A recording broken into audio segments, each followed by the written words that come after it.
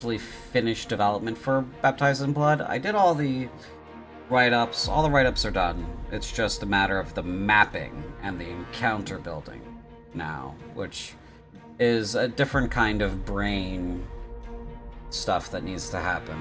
So once I'm comfortable with where I'm at with that, i.e., um, sure you will never ever catch up to me.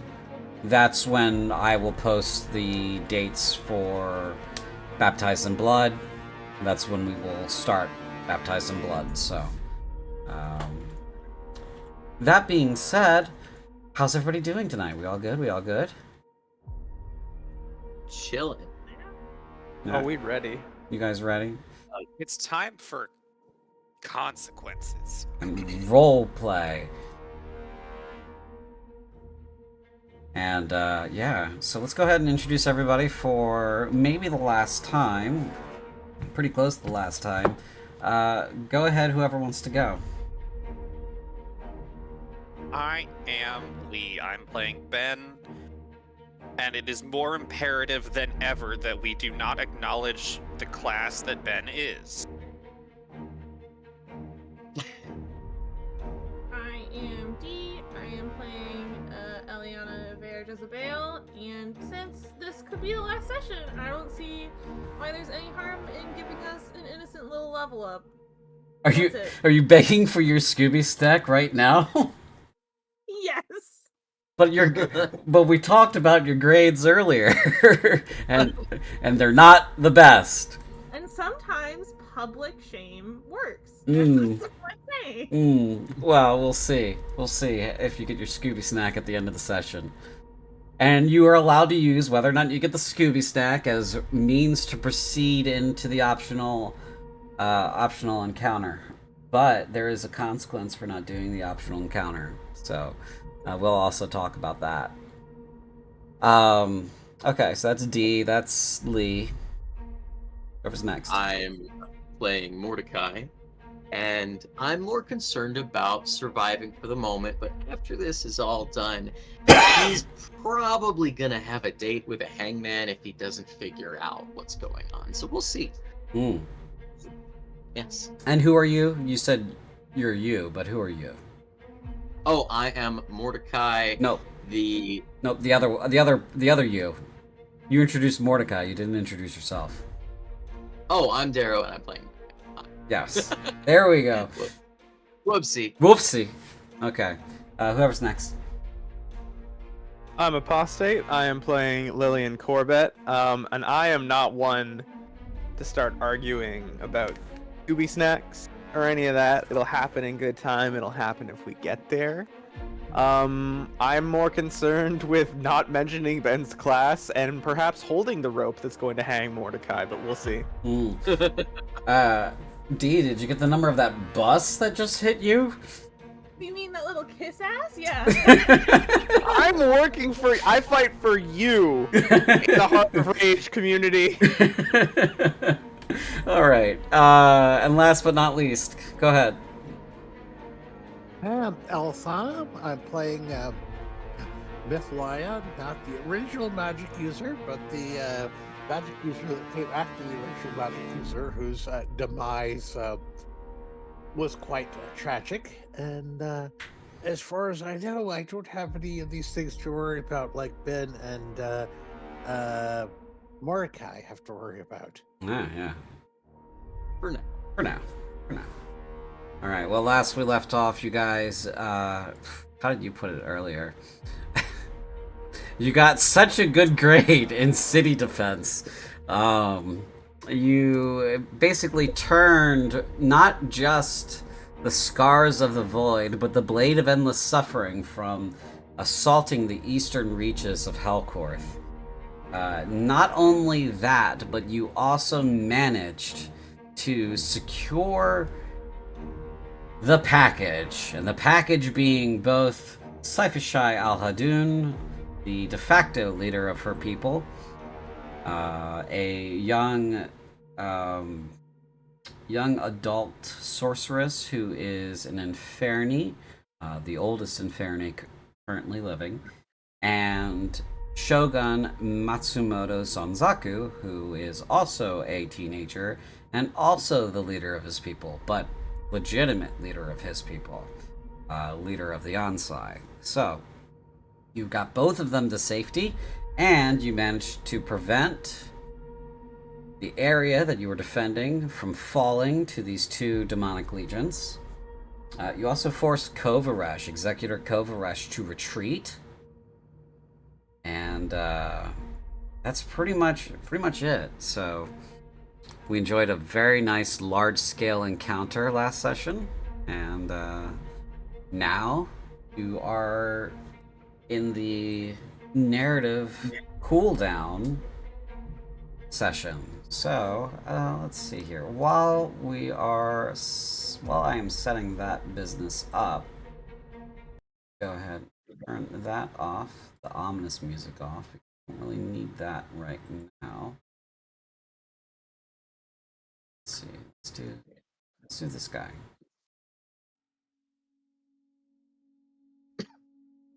Okay. Let's see if I can pull a scene out of the archive just for visual sake.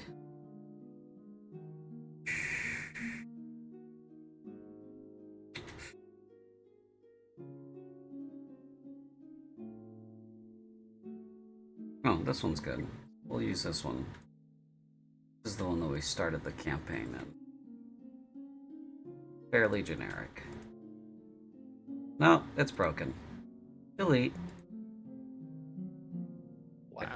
Alas. Okay, so what we'll do then is we'll just use the last one that we used. So. Alright. You guys all made it into the city. Fine.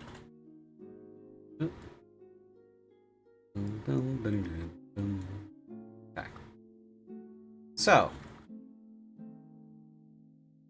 Yeah, you guys are over here. Not that you really need to be anywhere. We're gonna mostly be theater of the minding. So, but this is just something pretty for people to look at. Oh! Oopsie.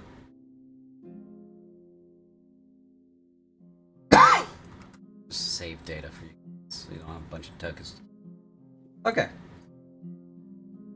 So you have arrived in Helkorth as a group.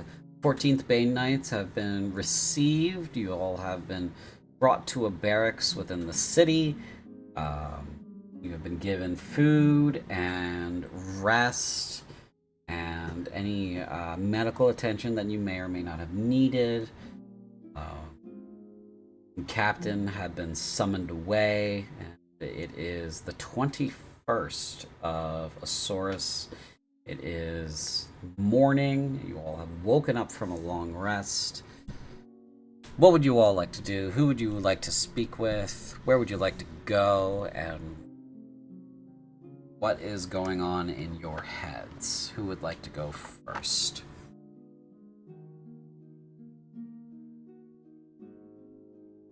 Ben has, well, precisely, I suppose, one thing on his mind, which is he thinks it's very funny because it was kind of a curse or an omen, which is at the end of the Battle of Creeping Crag, Morenus said to him that we were going to have a meeting about his magic. And so I suppose the first thing Ben wants to figure out is Morenus alive? Is she in the city? Okay. Yeah, if you'd like to make an investigation check, you certainly can. All right.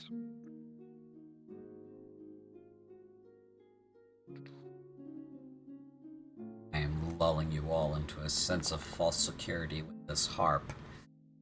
It is more unnerving than the scary music that we've grown used to. 23. Joke's on you. We know shit's about to hit the fan. Every year I watch Hannibal, I'm a nerd to harp music. I know it means bad stuff. 23 is fantastic. Yes, Commander Morenes did in fact survive the destruction of Delta. She is in the city, and from the rumor mill throughout the various CDF troops that you have come into contact with throughout the morning, she will be retaking command of the 14th. So, I suppose that on a 23, could I ask also, because we're the auxiliary 14th, like the other battalions of knights, are they still alive? Did they make it into the city? The, I mean, go ahead. go ahead.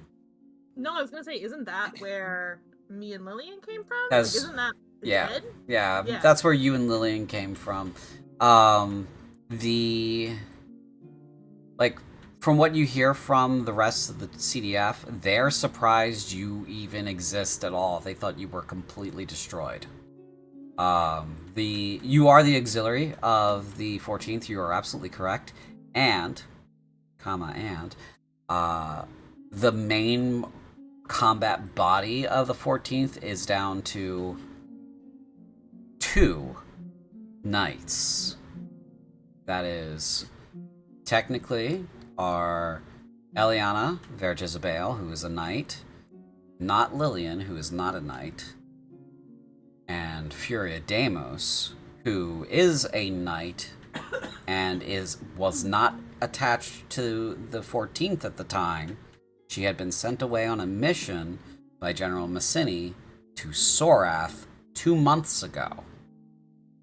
So she wasn't even there when Creeping Crag happened. Right. For a sense of scale, how many knights were in the main force originally? Well, so the auxiliary isn't very large. It's a company or two. So the majority is about 3 or so companies of knights. So let's see, it's 5 per squad, 5 squads to a platoon, 5 platoons to a company. It's about 7,500 knights, somewhere in that neighborhood. My math's right off the top of my head. I can get it out. I suppose out of the guidebook. Ben is not. I think Ben comes off as like incredulous, like, but they're knights. They're knights. How are they all dead? What? How? What? They're knights. What? Yeah, it's 5 companies to a regiment and 5 regiments to a battalion, so it's even more than that. Yeah, so the incredulousness that you're feeling is definitely warranted. There's a lot of shrugging, like a lot of the other soldiers that you're talking to, members of the Salamanders, like the 4th Salamanders and 8th Gorgons, which is an artillery battalion, are like, yeah, we don't know either, buddy. It's total unexpected. It was you're getting the vibe that it was a major military disaster.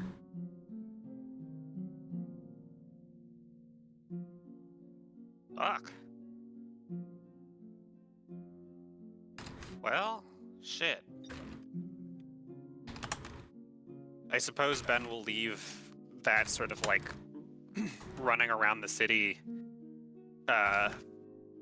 somewhat reassured, maybe hopeful that Morenus will just be too busy and have forgotten.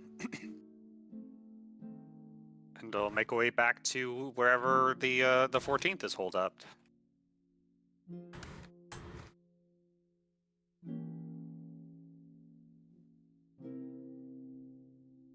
It's about 3,125 troops in a battalion, roughly, without leadership. So, not including sergeants or lieutenants or captains or majors, generals. It's a little over 3,200, 3,300 troops in a battalion. That didn't all happen at Creeping Crag, right? There was something, or was it all at? Sorry. The main combat element was at Creeping Crag. The auxiliary part of the auxiliary was also at Creeping Crag, but the other part of the auxiliary was in the city, setting up the mines and such before detonating. Both of those auxiliary elements, yours and the city one, combined and left at the same time. So Right. that was after the disaster happened. So what arrived here is all auxiliary, except for Eliana. Yeah, And so- we literally crawled our way out of the wreckage. We should have been dead. Yeah. You got lucky on those death saves. I think, yeah, I suppose Ben was kind of operating under the assumption that, like, this giant force of knights was still out there somewhere and they were doing more important stuff. And I guess just to color this, like Eliana and Lillian would not have known that the entire troop was dead, just that they crawled their way out half alive and were trying to catch up with what they could in what direction that they knew they were going. So I think that would be news to Eliana too. I think actually, yeah, Ben might come and find the two of you, and I guess also the others if you're all gathered, and say, "Did y'all know the rest of the 14th is dead?" Sorry, should have phrased that more gently. Zooms in on the 14th, the remainder. Aye, well, it's a bad business. It does happen. So there's no one left in the city then. There's no one else has made it to Helkorth? Apparently, a Furia Deimos was sent on a mission to Sorath, so she wasn't with your group. And Morenis, she's a powerful mage, so I guess she just got herself out of there. Would I know Syria? Yeah, you would know her. She is a. Let me see here. Let me think about this for a second. She's about 16 or so, young. You would know that she's definitely of Cheyenne like bloodline. Like, I mean, she is tan, like bronze skinned. Of definitely like ancient Egyptian kind of Yeah. make like that, and small, like 5'4" or so, 5'2" to 5'4". All of that physical description aside, she's extremely good.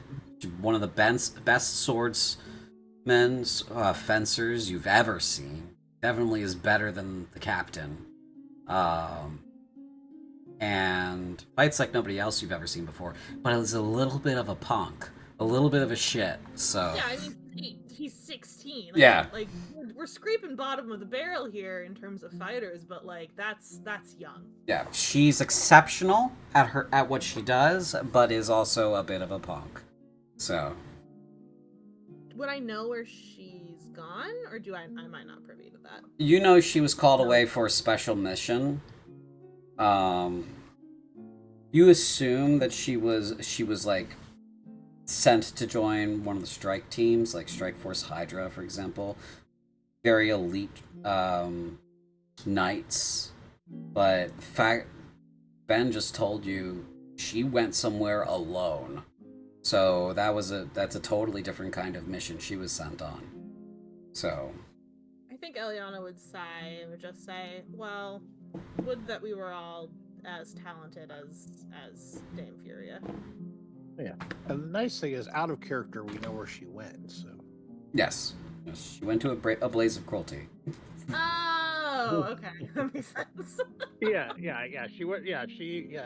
So Dara was very familiar with her. I Gotcha. Daryl, you are always in dangerous company, huh?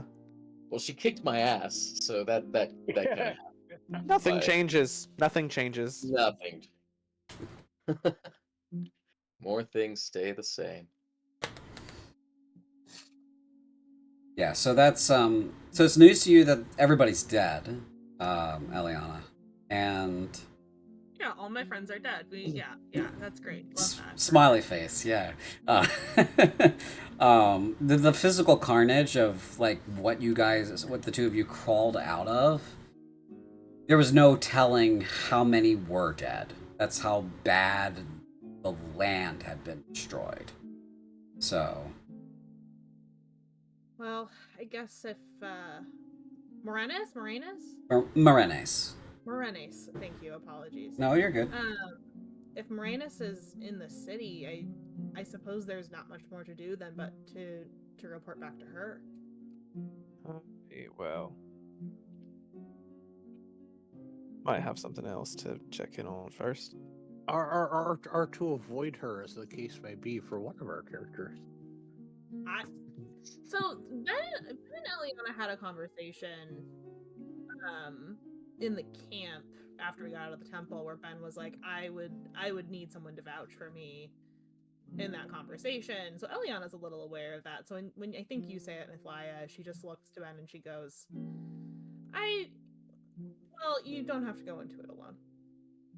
Well, maybe she's forgotten. I mean, her entire company was destroyed, so perhaps she got bigger problems? I mean, clearly yes. This is the thing. Lillian, what are you hoping to check in on first?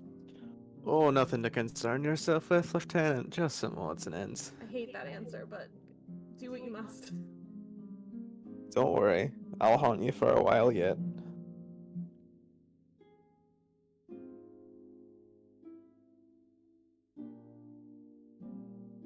I mean, Has the captain given us any orders once we were in the city? Just to stay at the where the battalion was being lodged. Generally consists of a barracks, common room. You guys are fed, clothed. You have opportunity to bathe. You're allowed to wander, but you're supposed to be where you're supposed to be at roll call every morning and at roll call every evening, unless you're told otherwise that you can be somewhere else. So you have maybe like about 8 to 10 hours every day to go about your business, so long as you don't go too far. Currently, as far as the city's safety is concerned, the city hasn't been breached. Just these little, staging areas that your tokens are currently in have been, because they are unshielded. So they get bombarded into a pulp, and half the walls for those are destroyed and half of them aren't. So, but yeah, the city's relatively safe at the moment. So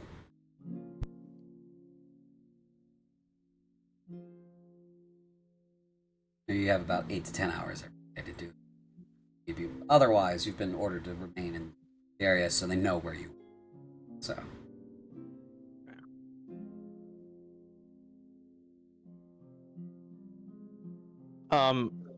I would ask that if anybody has some multiple character, where that involves a few of us, go ahead and do that, because I do have a thing that I want to do, but I'm also conscious that it's going to be a little bit it's going to be on my own, provided you're willing to fly with me on it, CJ. Yeah, I can fly. Okay, good, because I'm terrified of heights. You've warned me not at all about this, so that Nope. would be interesting. I sure didn't. Yeah, and Mithlaya has a couple of most likely independent things that she wants to do, so they can land wherever. Just let me know. I would like to check in with Corvaxia just on what she's heard in terms of next steps and what's going to happen with us. But I think the other thing I did really want to do is check in with I'm gonna fuck that up the whole time. Morenes. Morenes. I'm so sorry. It's spelled like this if it helps. That would help a lot, actually, to see the spelling. But I will probably go and sync up with Morenes. I get the sense that is something that should probably wait until other folks have done what they want to do. So those are the two things that I would like to do ultimately. Yeah, Mordecai is probably also going to be with Corvaxia as well, or at least in attendance with her. He didn't. He probably just wants to find places where he can be helpful at this point. Yeah, one of my things is a chat with Corvaxia as well. Oh, okay. Everybody wants to talk to the captain. I see. Okay. Well, she.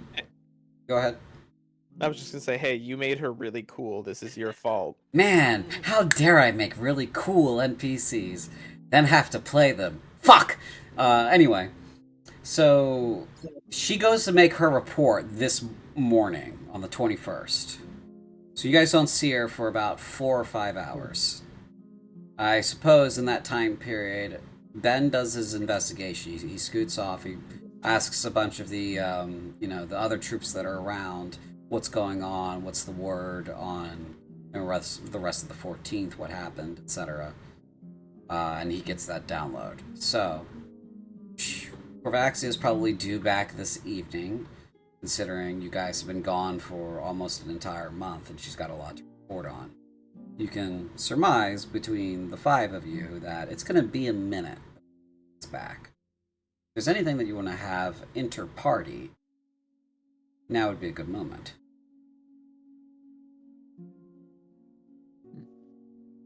I can go take care of one of my items, actually. Okay. I want to check in with my fellow Inferni, now that she is safely in the city and we've survived all this, and just see how she's doing, and if she's still here, or if they've been teleported out to the capital or what. So I want to check on Cypher. She is still in the city. Go ahead and roll a persuasion check for me. She's generally out of your custody. So you're convincing the people whose custody she is in to allow her to speak to you. Okay, persuasion? Persuasion.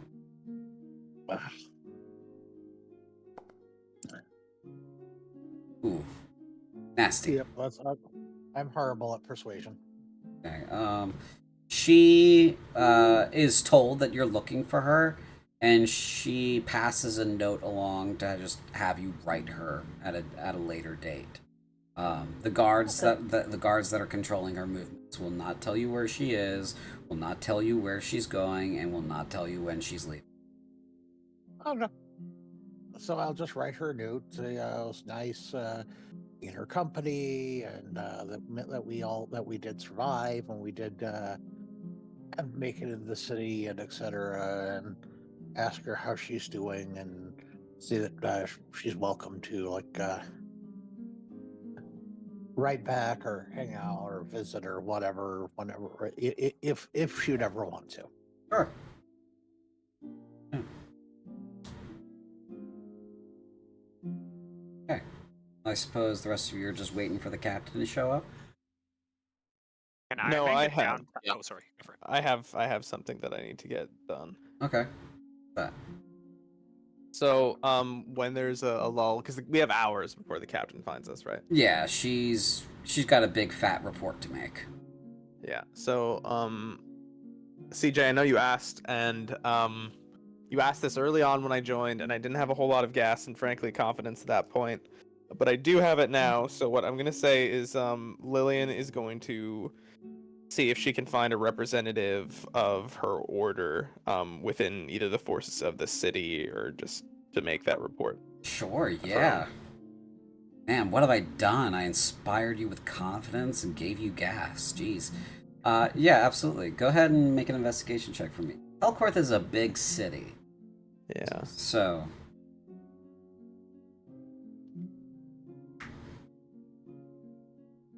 There we go. Okay. Confidence and gas, just like a good bowl of chili. That's something, I think. I'm sorry, I had to. Hey, 16. You are pretty good at this. Yeah, so you do have a representative of your order in the city. There's a small cadre of them just kind of hanging out. They've kind of taken over an old temple that has long been disused. It's usually a soup kitchen. Takes you a couple hours to get there because it's almost on the other side of the city, but you have plenty of time to get back. You arrive, and the familiar scent of other Kellyan's like yourself kind of hits you, and you have that "I'm home" feeling, you know, similar to the feeling of when you're approaching your domicile, you know, in your car or your public transportation choice. You're like, oh, that's my street. I'm home. So It's been a while. So I do have a name of the order for the order, unless you came up with one interim. no, I gave that job to you. Yeah. So this is the Order of the Last Door. They are an order that has long been dedicated to the combating of a variety of creatures, but demons are among their specialties. And their name comes from an old belief that one day the last door of hell will hang empty because all of the devils will have been dealt with, all the demons will have been vanquished. That is the hope of the order, and that is the message that it keeps alive. Gotcha. So upon entrance, Lillian kind of makes the sign that marks her out as one of their number. Sure, yeah. You get the countersign, the flash to the thunder, and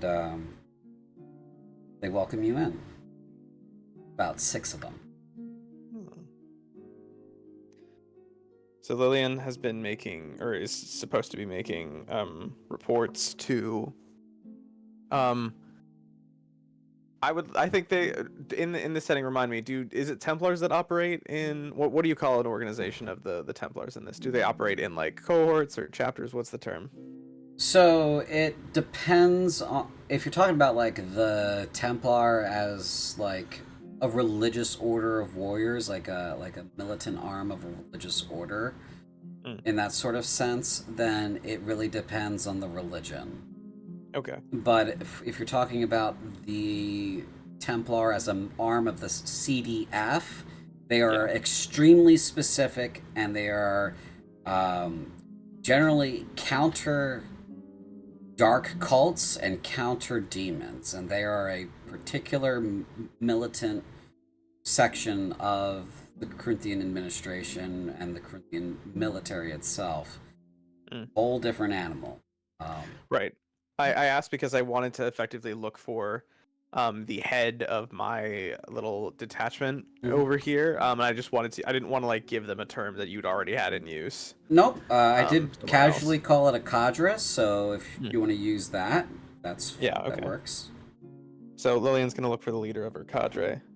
And I imagine that it's this old grizzled man who's probably more scar tissue than actual flesh and skin. He reminds you of a grizzly bear because he turns into a grizzly bear. I love him so much. Yeah. But he's the sweetest man, of course. Of course. He has to be. What's his name? Golfric. So Lillian stands before Golfric. Head bow, just kind of waiting on him to give her the okay. Oh, lass, you don't have to. Come on, what is it? Right. Well, I bring news. It's good to see you all alive. Oh, we thought you dead. We thought you super dead. The rest of your people, your battalion, as it were, are dead, so why aren't you dead? A plucky lieutenant who, I am sad to report, has likely picked up quite the new litany of nightmares, but we did make it out together, so... well, nightmares make the night exciting now, doesn't it? I did miss you, Golfric. Good to see you again. Well, so... aside from you, Lieutenant, what do you have for us? Well, ours was the group that engaged... What was the name of the leader demon I was really intent on killing? Oh, the guy... Kovaresh. Yeah, that's right. Kovaresh. So ours was the unit, the battalion that went up against Kovaresh and his lot.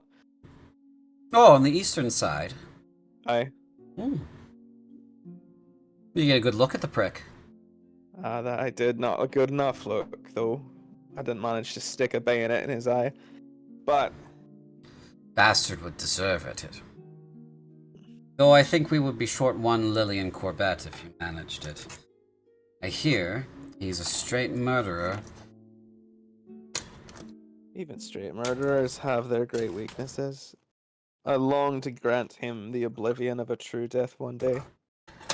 Plenty have tried, lass.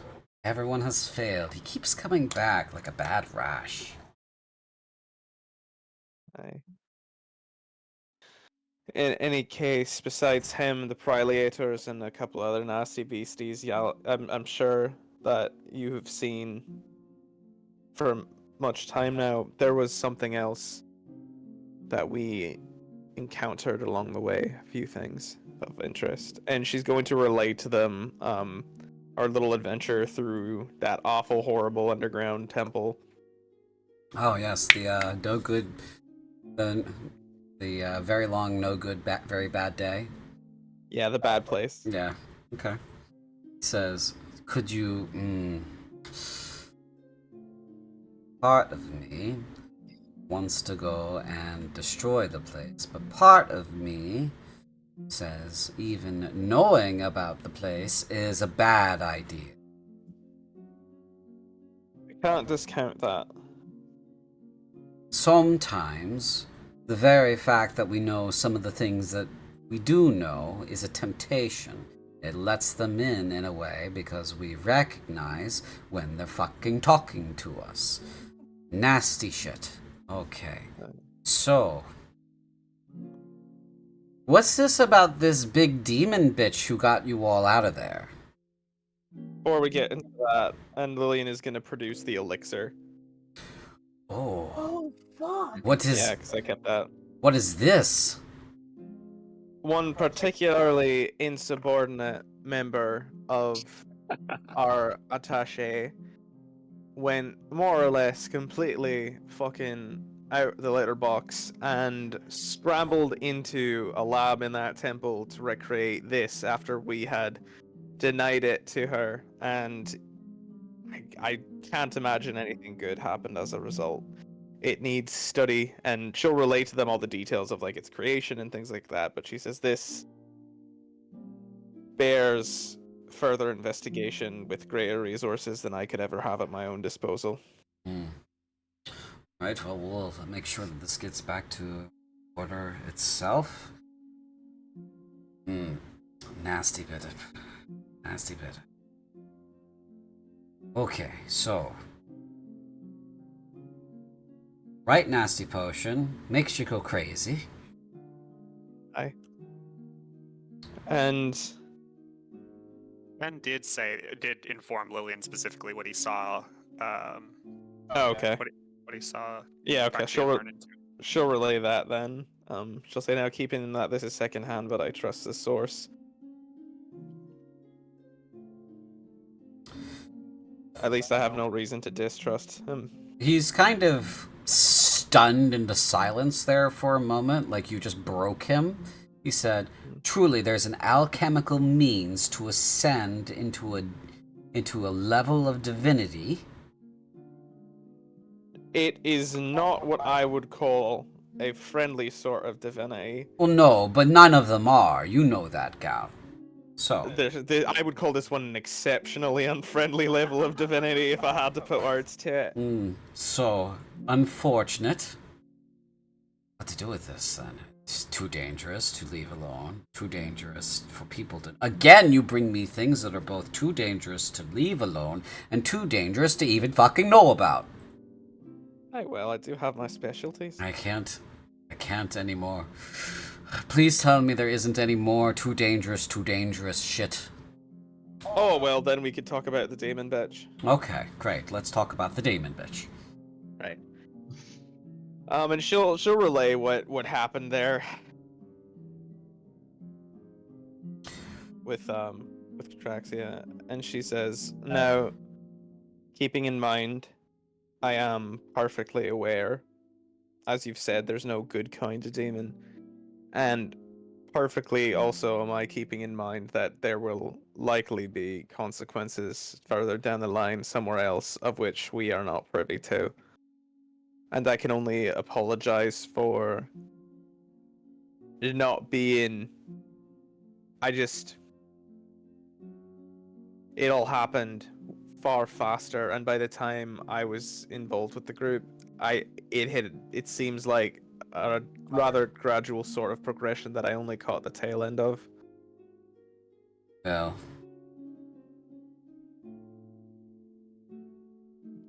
I suppose things have worked out thus far. However, we know, like you said, someone's gonna pay for it later. Aye. Now, do you happen to know what deity this bitch was affiliated with? And I, the player, have forgotten the name, but I will relay that correct name. Okay. Oh, great. Ahil, wonderful. That's fucking great. Aye. That's almost the worst it could be. All of the other ones are to be expected. This entire Vilam Valam shit, you can't predict what they're going to do. Very true. So, okay. So you've given me another thing that is just dangerous. Great, wonderful. Lass, what am I supposed to do with you? Well, I would dearly, dearly wish to be put to the good work of killing more fucking demons, I would. So there's an idea. I suppose that's going to have to be your penance. Hmm. Yeah. Okay. Okay. We've given this guy a real fucking time of it, He's alright? he's having the worst day now.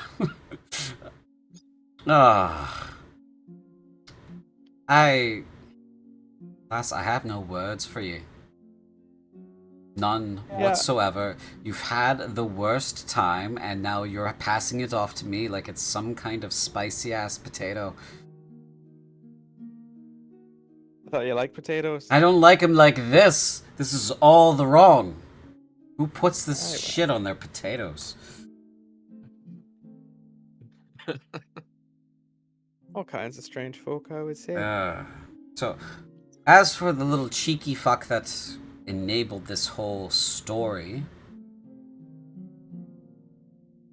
we're going to report him through our channels to the Templar. Let them sort it out. That If I just a point of order, CJ, the captain was already informed of all. Like Atraxia was already informed of this, correct? yes, Yeah. Okay. Good. Corvaxia. They all Corvaxia. saw the same. Corvaxia was informed of like Mordecai's business, but he had also fessed up to her, and all that. A lot of stuff happened with her and Mordecai. So, but yeah, so Golfric says, we'll let them deal with it. It's gonna be their problem. We have too much on our plate already now, of course. So, If it's any consolation, I do believe this was a case of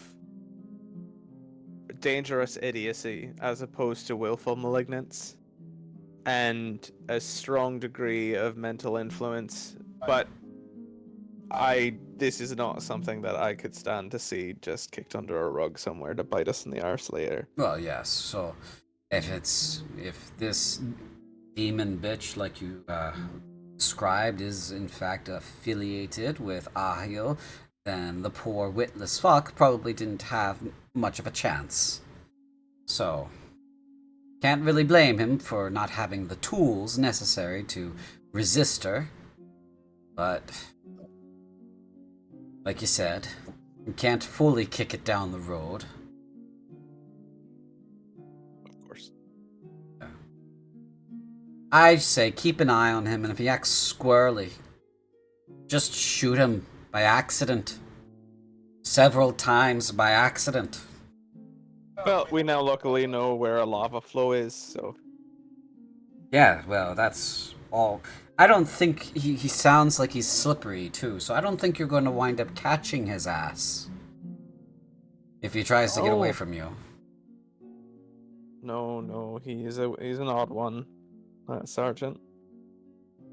So keep an eye on him, and so happens that he you trip and you trip and your crossbow goes off and happens to shoot him in the back of the head. Well, accidents happen.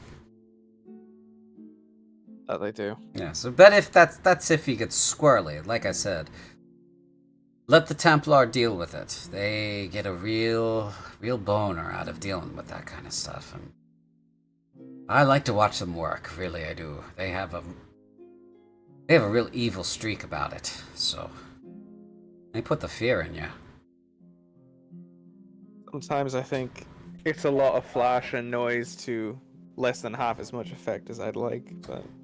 The flash of noise keeps the poor dumb idiots from making the same mistake twice amongst their number every time they see it happen.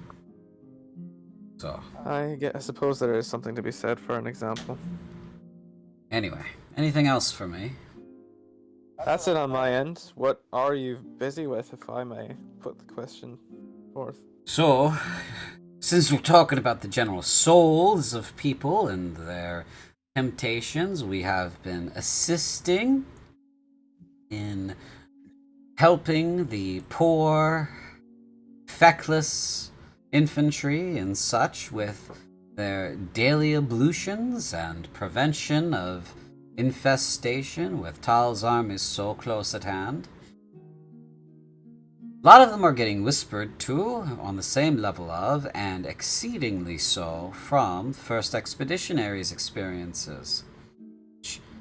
Not too many, but too many of them wound up going insane and killing their friends. So that's what we're doing. We're trying to prevent trying to prevent that sort of thing from happening. Still happens, but you know. Do what we can where we can. Right. Those little fucks are very influential when they want to be. They may not have the robes and beauty of the other side, but their offers are extremely attractive. So, gotta keep the desperate from getting too desperate, and keep the stupid from agreeing to something that they don't understand. I don't envy you the task. It is not fun. There are so many idiots out there. Then, if I may, and she does lower her voice when she asks this, but she says, has there been any compromise of upper echelons of command? So, as far as we know, one of the big studs from First Expeditionary went batshit crazy a couple of months ago. Disappeared straight up. Nobody could find him. Turned up at his home castle. Big wig, too. Important noble son. Supposed to inherit his family's whole thing. Duchy level. Big to-do in the military community. People whispering about it a lot. Well, disappeared again. So, they're probably hunting him, but I haven't heard anything about whether or not they caught him yet or not. So, nasty business, that. But there's no one here that I should be avoiding or being guarded around apart from the usual course. Not that we know of, but everybody's too busy to stop around and chat. So, with Tal right outside the window poking his head in while we're taking a shit, it's kind of hard to focus. Aye. Well, is there anything that you have for me? Any additional duties? No, it seems you have done more than enough. Thank you. Good seeing you again, Golfric. Well, good. I would say it's been good seeing you. At least, good to see that you're intact. I'm unhappy about how much work you've given me. Well, I've never been known for being liked. Please fuck off. Kindly. And off she fucks. So much. I was struggling to hang on to that accent. I really was. It really bounced a little bit between Northern Europe and Irish and a little like Jamaican at one point. Yeah, I felt myself dip my toe into Jamaica, and I was like, no, that's the wrong direction. Pull it back.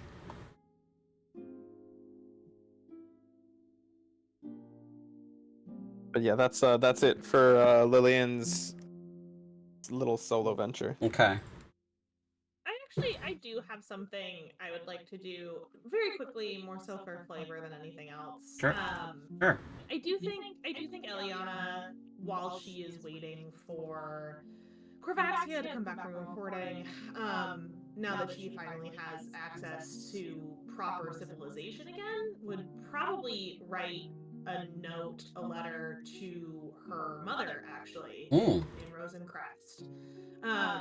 Just essentially to the effect of, I'm alive, I'm okay, I'm safe, I'm in Helkorth. And it kind of written in the tone of like a daughter who maybe who hasn't seen her parents in a long time and like feels a distance from family, but still feels a little bit beholden to making sure that they know that she's okay. And she'll send that out once she's finished it.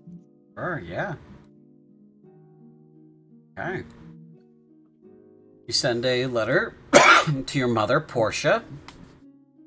Do you address your father at all in the letter? Yeah, I think it would be written to like her mother and father, like kind of in the same signature. Okay. But like Clearly talking to her mom. Talking to her mom, but you know, it would be rude not to. Yes. Okay.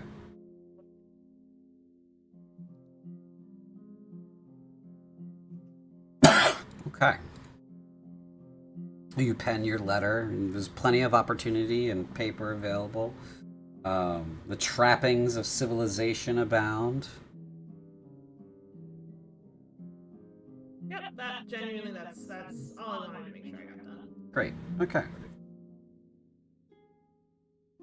We have plenty of time during the day. I am 223 out of 250 on my cooking utensils proficiency.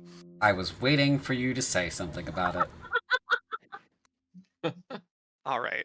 I'm gonna cook a good meal by the last session. 11. Okay. One more day. Yeah.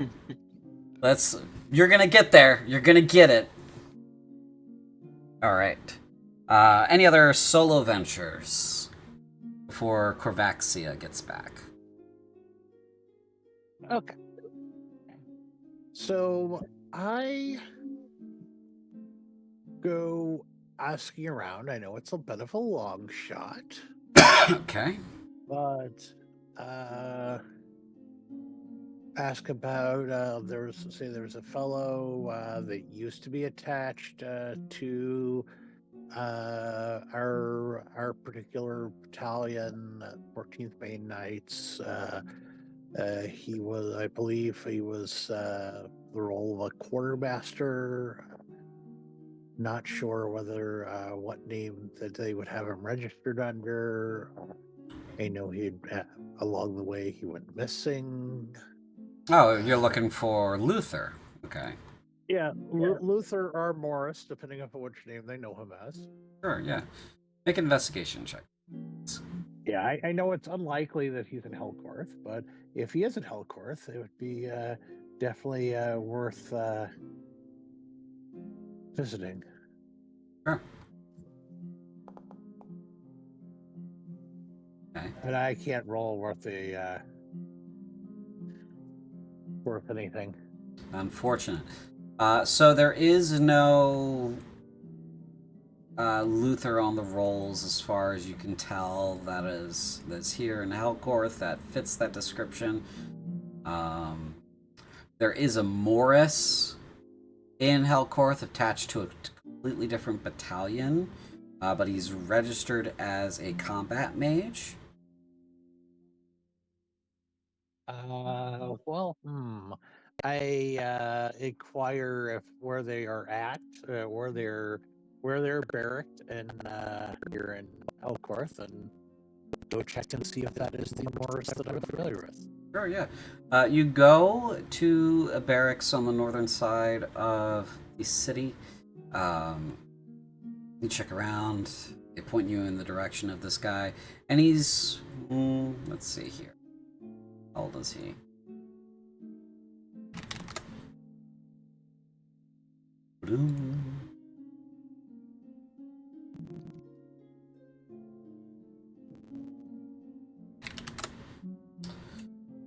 Let's see. He is probably approaching 30. Human man. Unshaven, looks really tired. Not particularly tall, about average height. Sort of guy. You Do I recognize him? You don't really recognize him. He doesn't seem to. You know how, like, when you're in your house, you can hear your family members walking around the house and you know who is who, right? Yeah. On vibes alone, this is not the same man. Okay. But he could be around, like, the eyes or like the top of the head, but you've never seen your Morris or your Luther's whole face. He's always had a mask over his face. So this could be him, but he's not given the same vibe. Though you are placed in an awkward position because you are brought to him. He says, were you looking for me? I'm looking for a fellow by the name of Morris. You're the first one that they listed on the list, so I'm just traveled with him from Delta and was trying to see if he managed to survive the trip or if he was lost along the way. And I've never been to Delta, and I'm the only Morris Dale and Mort I know. So somebody told you a name that, isn't real. do you happen to know any one from the Duchy of Crovaxia? Nope.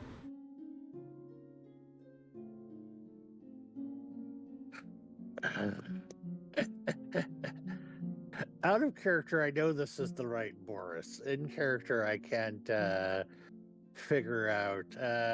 I guess I will do an insight check. Sure, yeah, go ahead and do an insight check. I am horrible at insight too, but maybe I will roll better than I have. Well, you have rolled better than you have. This man is telling you the truth as far as you can tell. When he said he's never been to Delta, yeah, that rang true. When he said he's the only one who has his name that he knows of, it's true too. And when he said, he doesn't know anybody, or what was your other question? I can't recall. Anybody from Crovaxia? Yeah, when he said he doesn't know anybody from Crovaxia, also rings true. As far as you can tell with that almost perfect insight check, this man here, the one who does not vibe like the one that you're looking for, has told you nothing but the truth. Well, sorry for taking up your time, sir. No, it's not like my time's valuable right now. You have a good rest of your day. So I go back and I try to see. Okay, I look and see. Are there any quartermaster record and any records of like quartermasters that would have been attached to the 14th Bane Knights just see if I can get that information, so that I can go and so I can see if maybe it's under maybe there's some other name that would have been attached to, I guess, where the auxiliary or whatever. Sure, yeah. Go ahead and make another investigation check. This is a different thing. You went looking for him. Now you're looking at paper. Perfectly average. The records show that a man named Luther was conscripted in Delta for the job of being the 14th Bane Knights auxiliary quartermaster on grounds of being an enchanter or a runesmith. Okay. And Okay. then, so now that Wasn't I finished. that, The now only I know that. the only other quartermaster that is listed on the rolls is Lillian. Okay. So then I find Luther. So is there, if I get, so then if that gives me some more information about Luther, maybe like his, like name, rank, serial number type stuff, then does that help me look at the paperwork to see if, maybe if he has a last known whereabouts or? The information that you have is just that he was conscripted in Delta. There's no note of rank. There's no note of serial number. There are no Luthers listed as being in Helkorth. Nope. Okay. None that have that job. They're a bunch of like infantry kids, you know. Your random ass teenager named Luther, or a few of those, attached to a variety of light infantry battalions, but no, none of them that fit that kind of weight or role. Lovely, lovely, lovely. And of course, I don't happen to have what I need here.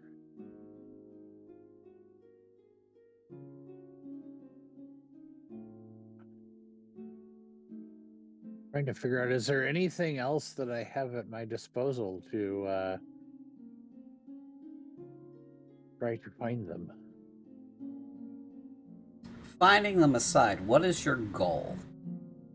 I want to just check and see how he's doing, given that I learned runesmithing from him, and say, hey, it's a good idea to send me to suggest you join the military. And oddly enough, ironically enough, I ended up in Kervoxia's group, who he had been with previously, and just kind of like thank him for what he did for me, and wonders like, okay, is there any more? Since there's some downtime, I learn more than I've already learned, or things of that sort.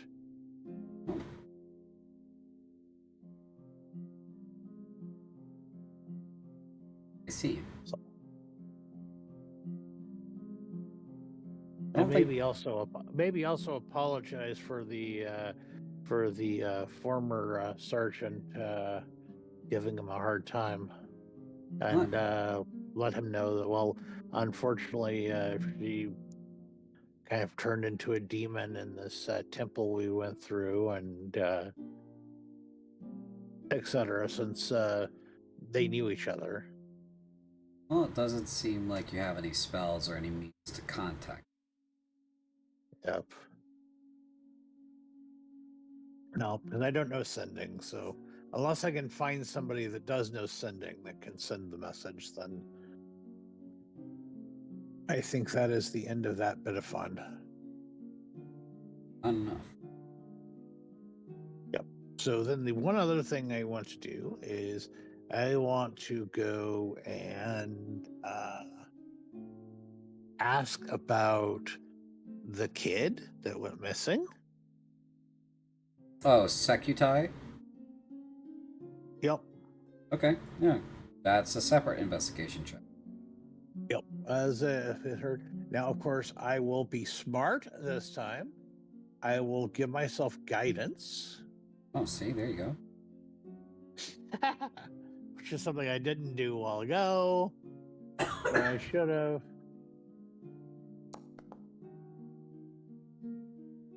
Which I really need the guidance. He is listed as killed in action in official documentation. Okay. So I go back to the rest of the group and we're waiting for Curvaxia. Okay. Any other solo ventures?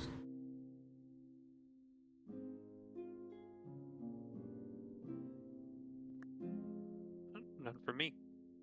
None from me. Darrow? Nope, I am good. Sorry, Mike was muted. Waiting for the captain. Everybody's Mhm. waiting for the captain on the show. Alright, well, okay, here she is. It'll be the afternoon when she comes strolling in, looking as tired as she has the entire time.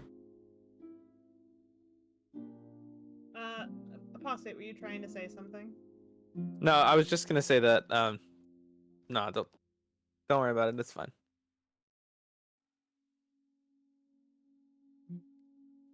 Okay. She comes strolling into the barracks, takes her helmet off, actually goes to the battalion commander's office, which is not her office. It should be Commander Morene's office. But after a few minutes, she comes out of there in her regular uniform.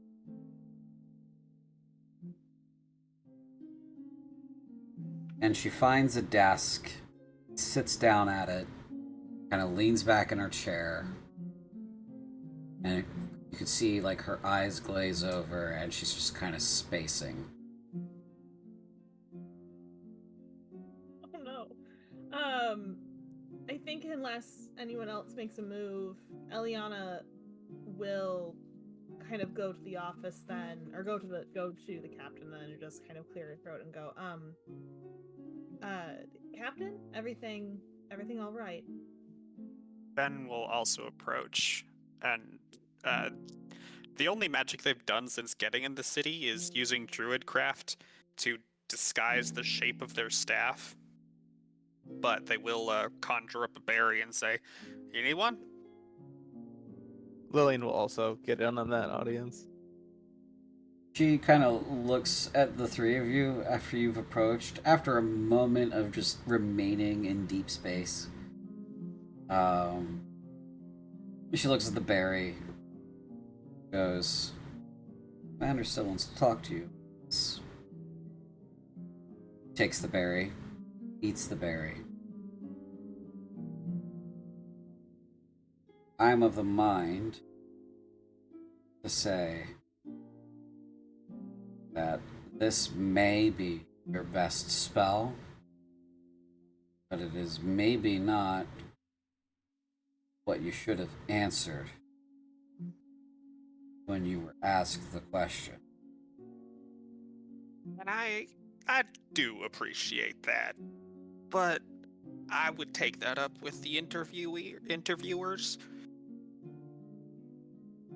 If anything we've learned, there's been failure all around. So,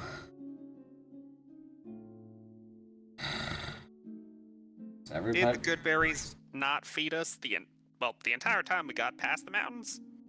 I'm not disputing that, Ben. I just told you it probably is your best spell. Fair. Apologies, Probably. Captain. Probably. It definitely did not strain our supplies.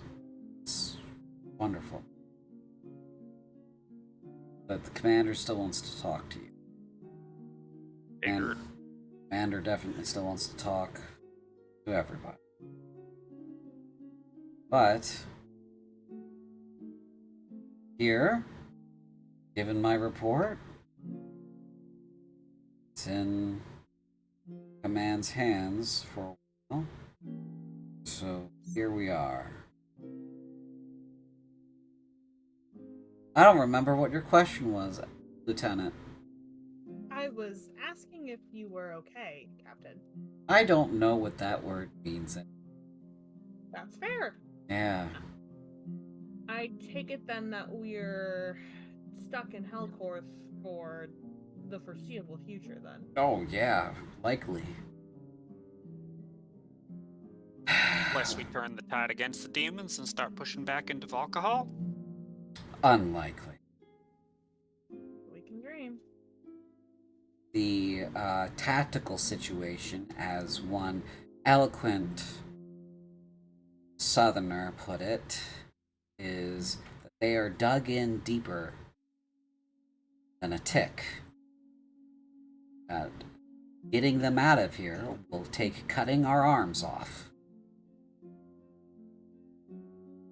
The meeting I just had, Brass, Commander Renes, General Massini, who is in charge of all this shit, a bunch of other generals, was super unfun. What did they tell you in terms of the layout of the forces against us or anything about the city's defense? They are expecting us, get this, they are expecting us to be fully encircled within the next couple of months, even with all of the interdiction that we're doing. Unfortunately, do this. The enemy has full command of the air. That is unfortunately a problem. So, we're digging in like a tick too. For whatever fucking reason. Aside from the fact that they've taken the entire west part of Barimold, so Matronex and Victriana, and the entire eastern part of Barimold, Corvaxia, and Delta. They are so fixed on taking Helkorth before they do anything else that we can just sit here and fight them here until whatever happens after that. Nobody knows what happens after that. That's just the plan. The plan is to sit here and fight them here until something else happens. So. Why do they want Helkorth so badly? Your guess is as good as mine. I don't know. They Do give. we have a better guess? Do we have a better guess? About Ben's what? gonna swing his head towards Mordecai. Oh, please don't tell me he has the better guess. It kind of is the only option for a better guess, unless you want me to send mosquitoes out behind enemy lines. I don't think mosquitoes talk to Scrumgore, Ben. That's true. They don't speak demonic. Damn. It's for what it's worth. It's not by choice. I can check. I'll, with your leave, Captain, I'll see if I can find some answers for us. Before I go, I do have one thing I want to say. Oh, no. I'll be brief. Okay. I just wanted to give you my erstwhile thanks, Captain. There are plenty of other commanders or commanding officers who would have taken my head the moment they learned what I was doing. You gave me a chance. Maybe I deserved it, I did not. But you gave me that chance. We'll see how it shakes out. Of course. I do want you to roll a history check, Mordecai. Let's see how we expect it to shake out. Can I guidance him on this history check? You sure as hell can, but this is more of testing your character's memory, Okay. Mordecai. So. Add a D4.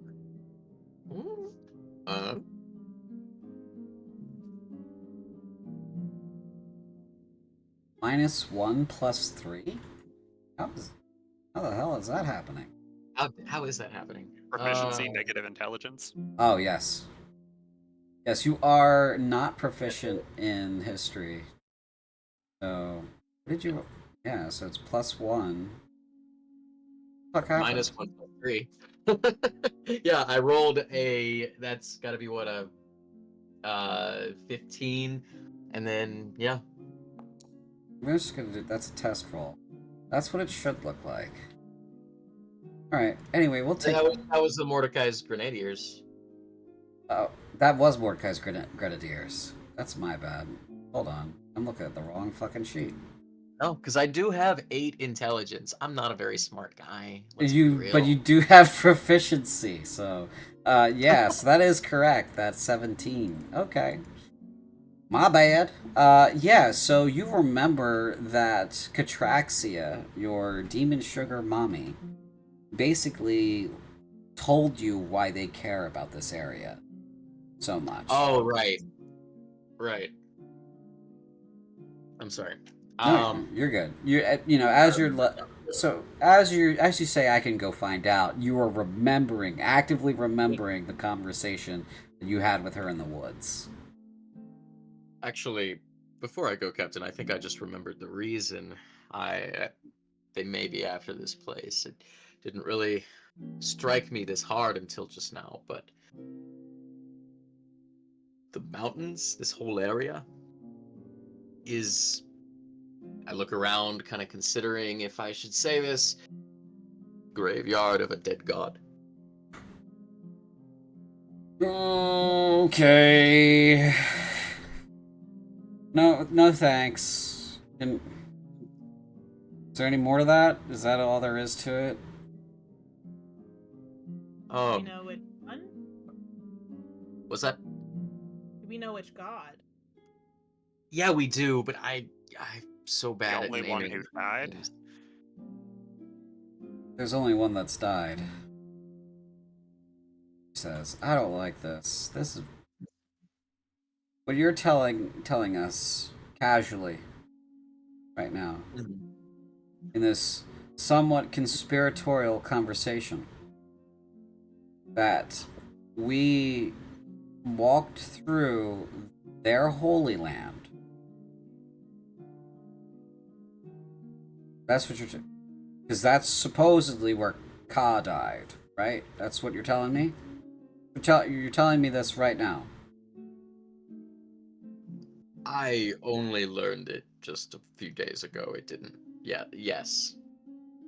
Mordecai, you just got done thanking me for being the best commander you've ever had. Because I didn't kill you. And you acknowledge I probably should have. And you found this out 2 days ago? Yeah, Mordecai kind of cringes just a bit. You're not a very smart man, are you? Is it too late to beg? Well, thankfully, the commander will be here tomorrow, and we can inform her of that intelligence tomorrow. And she will be the one best suited for softening the blow of that information as it goes up the chain. To add to that, it makes sense now. That you remember that creepy knife that attached itself to me in the temple? I forgot about the creepy knife, Ben. Thank you for reminding me about the creepy knife. That room that we decided not to go into, probably wise. The knife, it was a ritual. I wonder if that ritual is related to Ka?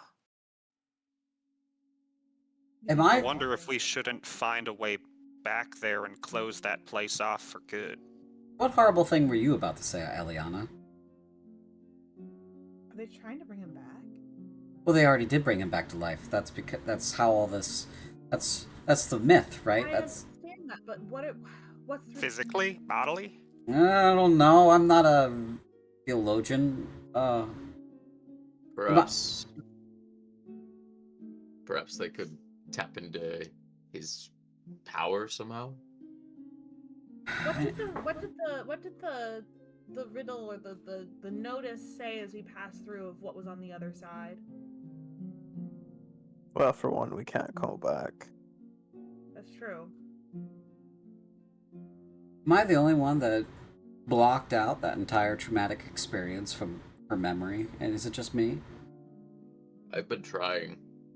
Can't Not really forget it, successfully. Commander. There was somebody had written down what to expect on the other side. And it was something to the effect of understanding, but a kind of a terrible understanding of the world and the way the world worked. And I wonder if that's what they're after. I need a There drink. was some kind of prophecy.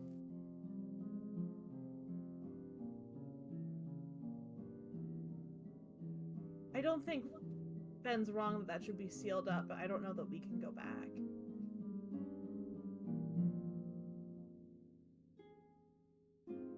Forget sealed up. Someone should level that fucking mountain. I agree. I mean, it's a mountain. If we seal up one entrance, there'll always be another. They could make another if they got really desperate.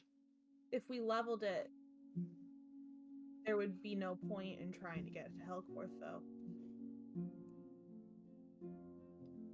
There'd be no point in taking this region if the goal of it was gone. So the fact that it still exists is why or the fact that it's even there, that's their holy land, right? This conversation is entirely too sober for me, but the fact that's the thing is the reason why they haven't steamrolled over us and have gone north and just bypassed this entire fortress city, right? That's where we've just arrived at. Correct. Captain. Seems so. Oh, I hate this. Why do they want this? Is there a way to get to that temple from here? Or do they just not know where it is? They're looking for direction. Or there's the military problem with it, right? Because this is within what? How long did it take us to get there from here? 2 days? 4 days, 5 days? Yeah. So this is within striking distance of there. So they can't leave it alone.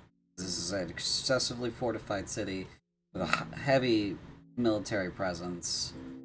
So whatever they want to do, it's going to take time and effort and resources that would leave them exposed. Right. So they have to take the city because if they don't, it'll leave their flank open. That is the practical military explanation why they want the city, on top of the religious reason why they want the city. Those two reasons make sense. Whatever other fucking bullshit that might be involved with that, like if there's a secret tunnel or some other horrifying thing, right, that might be related to this, is beside the point. We don't need that many reasons to hold this place. They want it, they're very focused on it, so we should probably just not let them have it.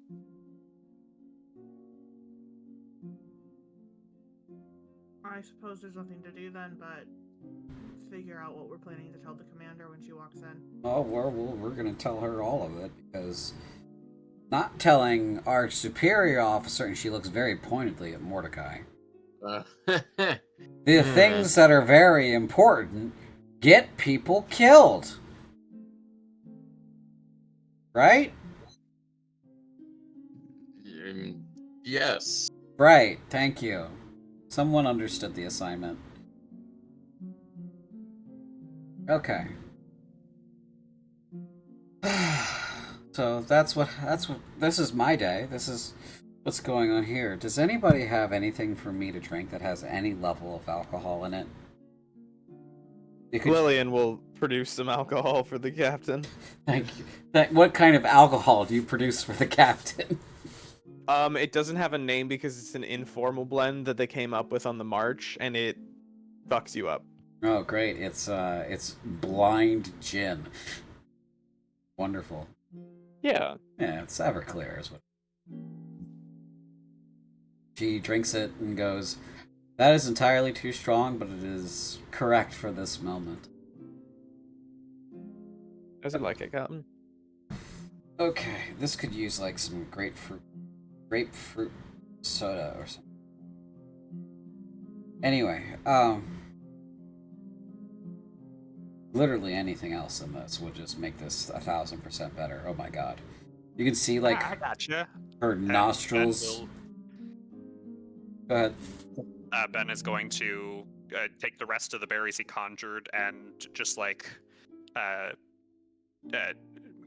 s- extract the juices out of them with Druidcraft and shape water them into the bottle or glass.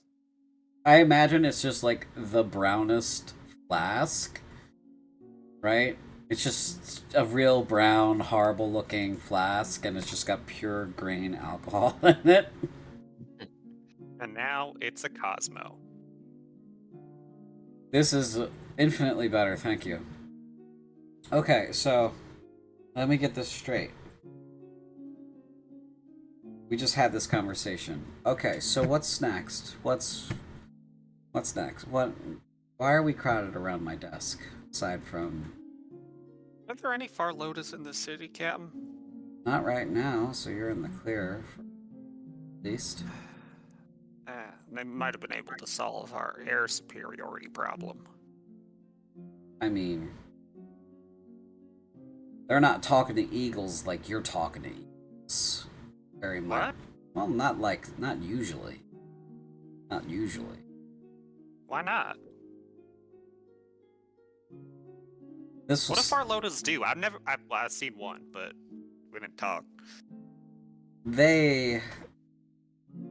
they very much are about the land and the plants and earth of the elements and that sort of the natural movements of the elements. They don't talk to birds and shit. That's as far as I know. So They sound like fucking. Never mind. that's the way it was explained to me, and I've been to parties with them when I was a little girl, so when and she points to you, Eliana, when you're the child of a duke or a duchess, you wind up at these stupid parties in everybody's castle, and everyone's hobnobbing with everybody else, and you meet a bunch of kids, and some of them are from this family, and some of them are from that family, and a lot of them have hoity attitudes about a lot of stuff. There's And a lot of uncomfortable bow dresses involved, yes. yes, and then some of them are like, I can talk to birds, but mommy says it's not really a thing that we should bother doing because it's not super important. Kind of talk. Anyway. Yes, familiar, Captain. Right. Yeah, so. And then there's always one fucking Ariash there who's reciting their most recent poem, and half of us are bored to tears, and the other half of us are crying or like, overly aroused or whatever. So, anyway, insight into the lives of nobles for the rest of you. It's tedious. I don't think you have to worry for now, Ben. I think what you do have to worry about is how you're going to explain what you're going to explain to the commander tomorrow morning. Yeah, that is something I'm worrying about. Any consolation? I'm gonna do it right here in front of a lot of us, so.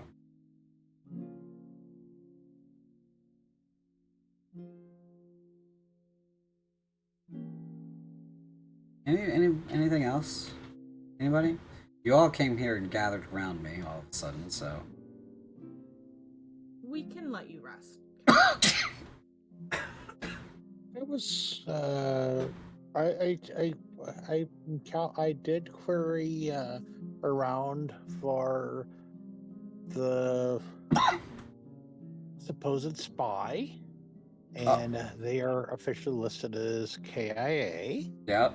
Now, whether they really are or not is a good question. Yep. I also asked around, tried to give thanks to former quartermaster for pointing me this direction, and unfortunately, no one I couldn't find hide nor hair of him.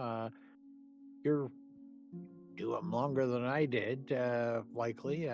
Any idea where one might look to provide him that thanks? Well, if the conversations that happened after he disappeared, I remember correctly, there's no way we're ever gonna find that guy. So,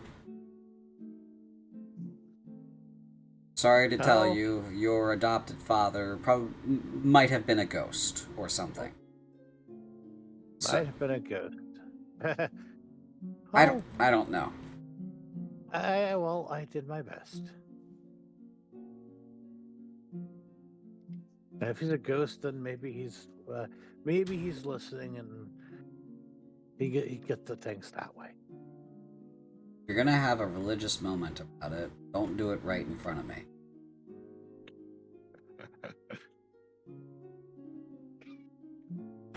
Okay. Well, I'm gonna take a nap right here in this chair because I feel like if I move, I'm gonna fall over and meet the floor. So, go be somewhere else, unless you have something important to talk to me. I am off duty. Takes her hat off. Go ahead. Enjoy the drink, Cotton. Yep. Big plan. That's the big plan right now.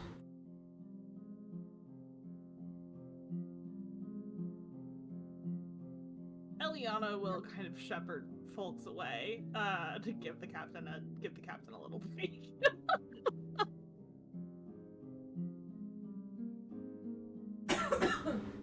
Space. Space. Alright, anything else at the moment? Or do you want me to move towards tomorrow morning? Nothing Tomorrow else for morning. me. I think tomorrow. Assumedly, we get a downtime roll, right? Yes, if you... Yeah, screw it.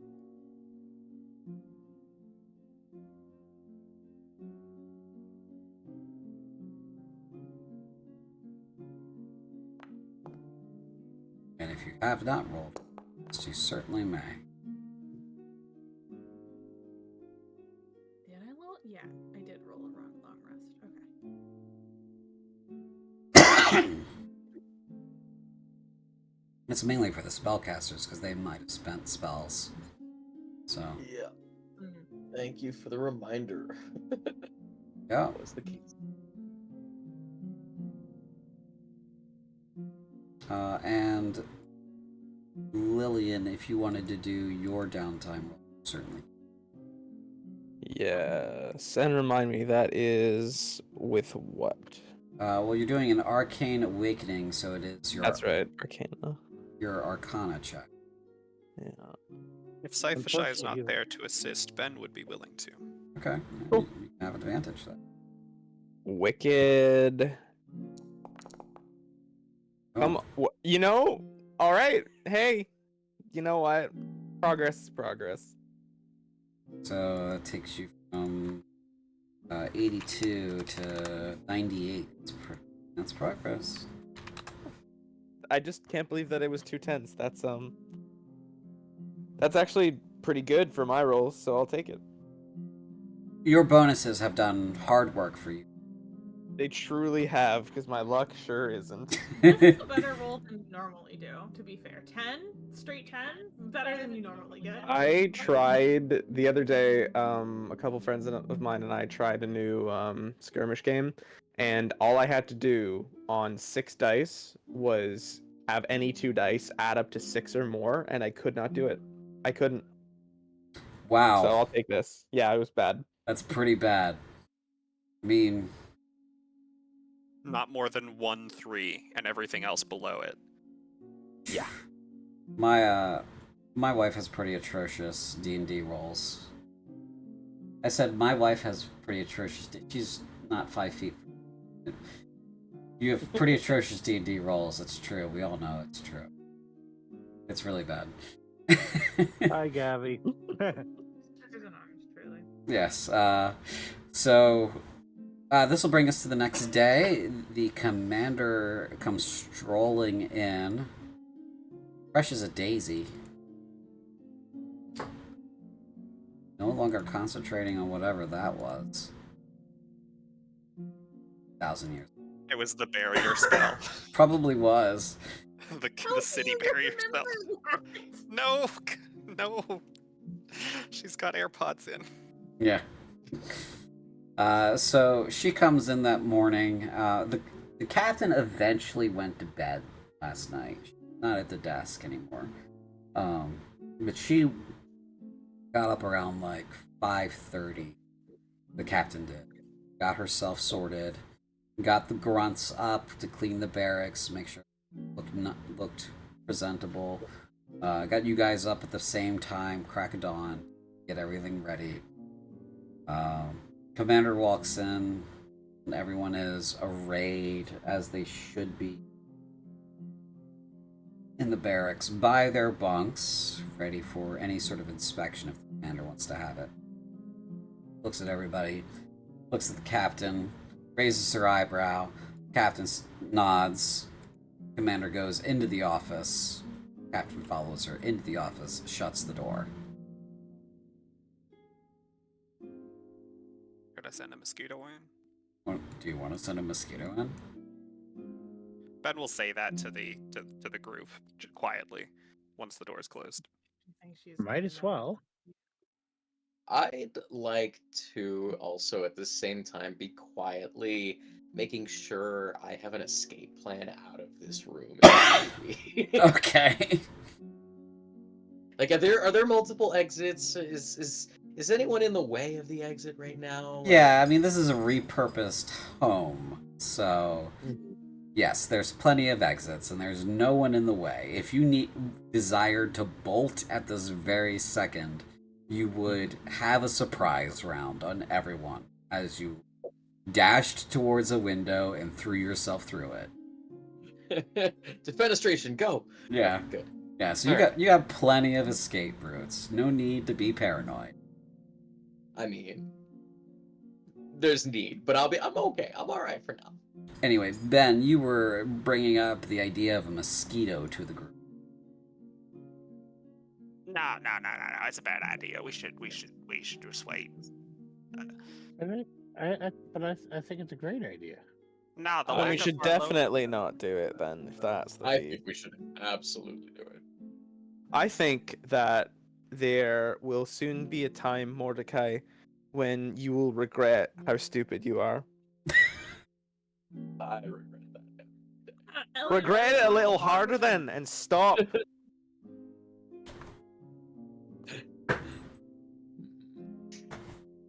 It's fine. Honestly, the lack of our loaders in the city makes me think I'll get out of this alive, at least for now. So let's not push it. Wise. Eliana, what were you gonna say? No, I was gonna ask. Isn't she a mage? Like she'll be able to. She might be able to tell. I wouldn't risk it. She is a mage, yeah. That's After fair. 10 painful minutes of just silence, anybody want to say or do anything to each other in that 10-minute span? Ben will pipe up again, being like, "You think it's gonna be one at a time or all at once?"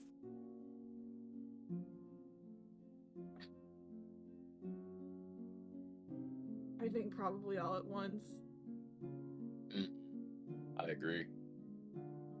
unless she's trying to see if we all have the same story. Which I Yeah, don't know why any of us would have a different story at this juncture. But she doesn't know that.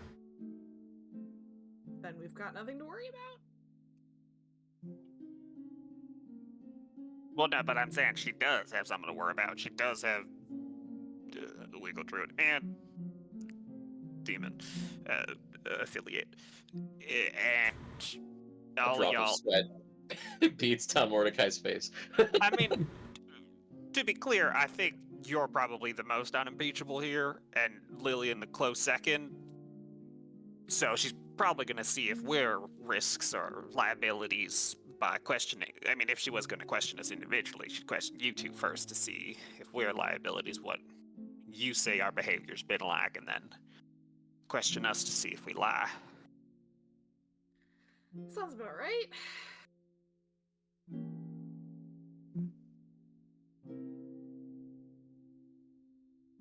The office door flies open.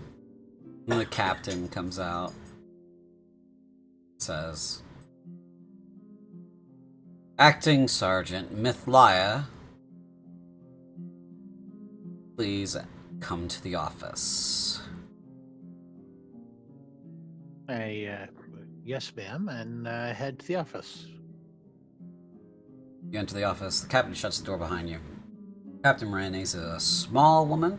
She has very long, sort of like a periwinkle kind of tone to her hair.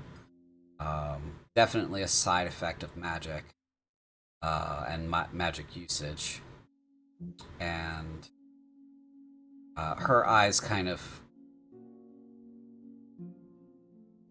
give off a sort of like freezing cold sensation as she looks at you. And the commander gestures for you to sit. The captain has already shut the door behind you. Okay. And she says, I understand you're a youngster. Yeah, I'm, fortunately or unfortunately, although age does, maybe not tell the entire story given, my history. Okay. Anyone that's been in the place where I was when I was a young child, we are probably all much older than our years. The commander has stopped looking at you about halfway through your sentence and started looking at the captain. And the captain says, yeah, she's always like this. The commander says to you again, you need to say less. When a superior officer asks you a question, the answer to the question is yes or no, followed by the superior officer's rank. That's how things work. Okay? That's a question. Yes, ma'am. I forgot her rank at the moment, so. It's commander. Yes. Yes, Commander. Right. I inferred, and she gestures to all of you, that you have had a hard life. What has happened to people like you is not a secret. At least not in the military. So, the next time someone is asking in general for your life story, and they're in the military or in the administration, they are not asking for you to recount the horrors that you lived. They're asking just for your qualifications and where you've been, and in what capacity you've served. So, I understand that you're young. Commander. Right. I understand that you're young. I understand that you have a talent for magic. And I understand that you have a little bit of skill in runesmithing. Yes, ma'am. Thanks to our former quartermaster. Right. That all in mind, your education in this regard is woefully lacking.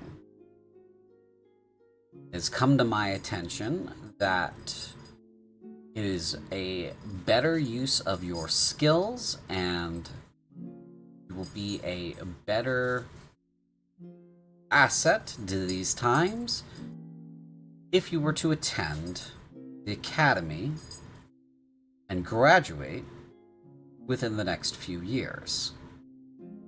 So, you are being transferred to Fordeath, and you will attend the academy, and you will graduate in a few years. Those Yes, are your Commander. those are your new orders. You leave in a month's time.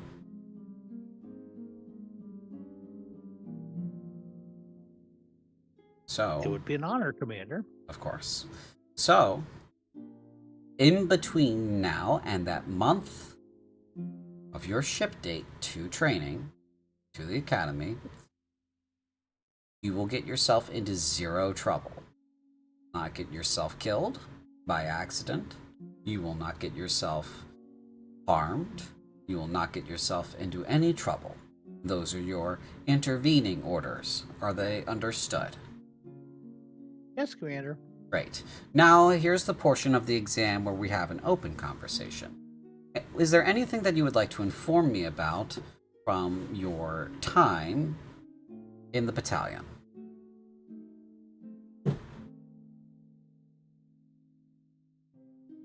She kind of gets a very deer in the headlights kind of look at this. Kind of looks over at Kravoxia, kind of like questioningly. She shrugs and says, "Don't look at me. This is between the two of you."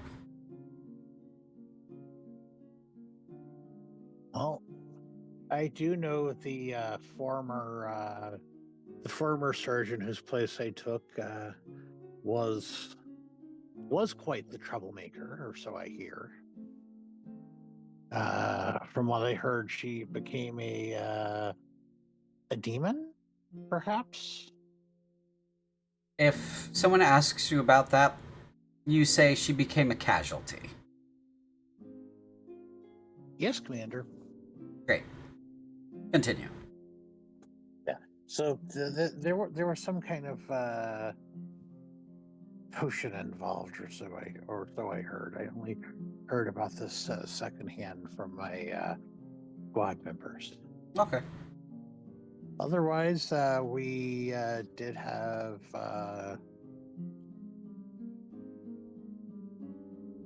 some help of various sorts. I will leave my fellow sergeants to explain those things, since it is not my place to explain for them. I see. Okay. Is that everything? I wouldn't mind getting a chance to find my former teacher and thank him. He's almost like an adopted father to me, but I can't seem to find any records on him, and the offices or headquarters or whatever here. And so, if his whereabouts happens to be known, or there's a way to send him a message, that would be greatly appreciated. Well, unfortunately, that sounds like a personal problem to me. We don't have any records. We know you've already looked up those records that we do have. So, you've exhausted the assistance that we could give you already. So, That was my thought, but you don't know if you do not ask.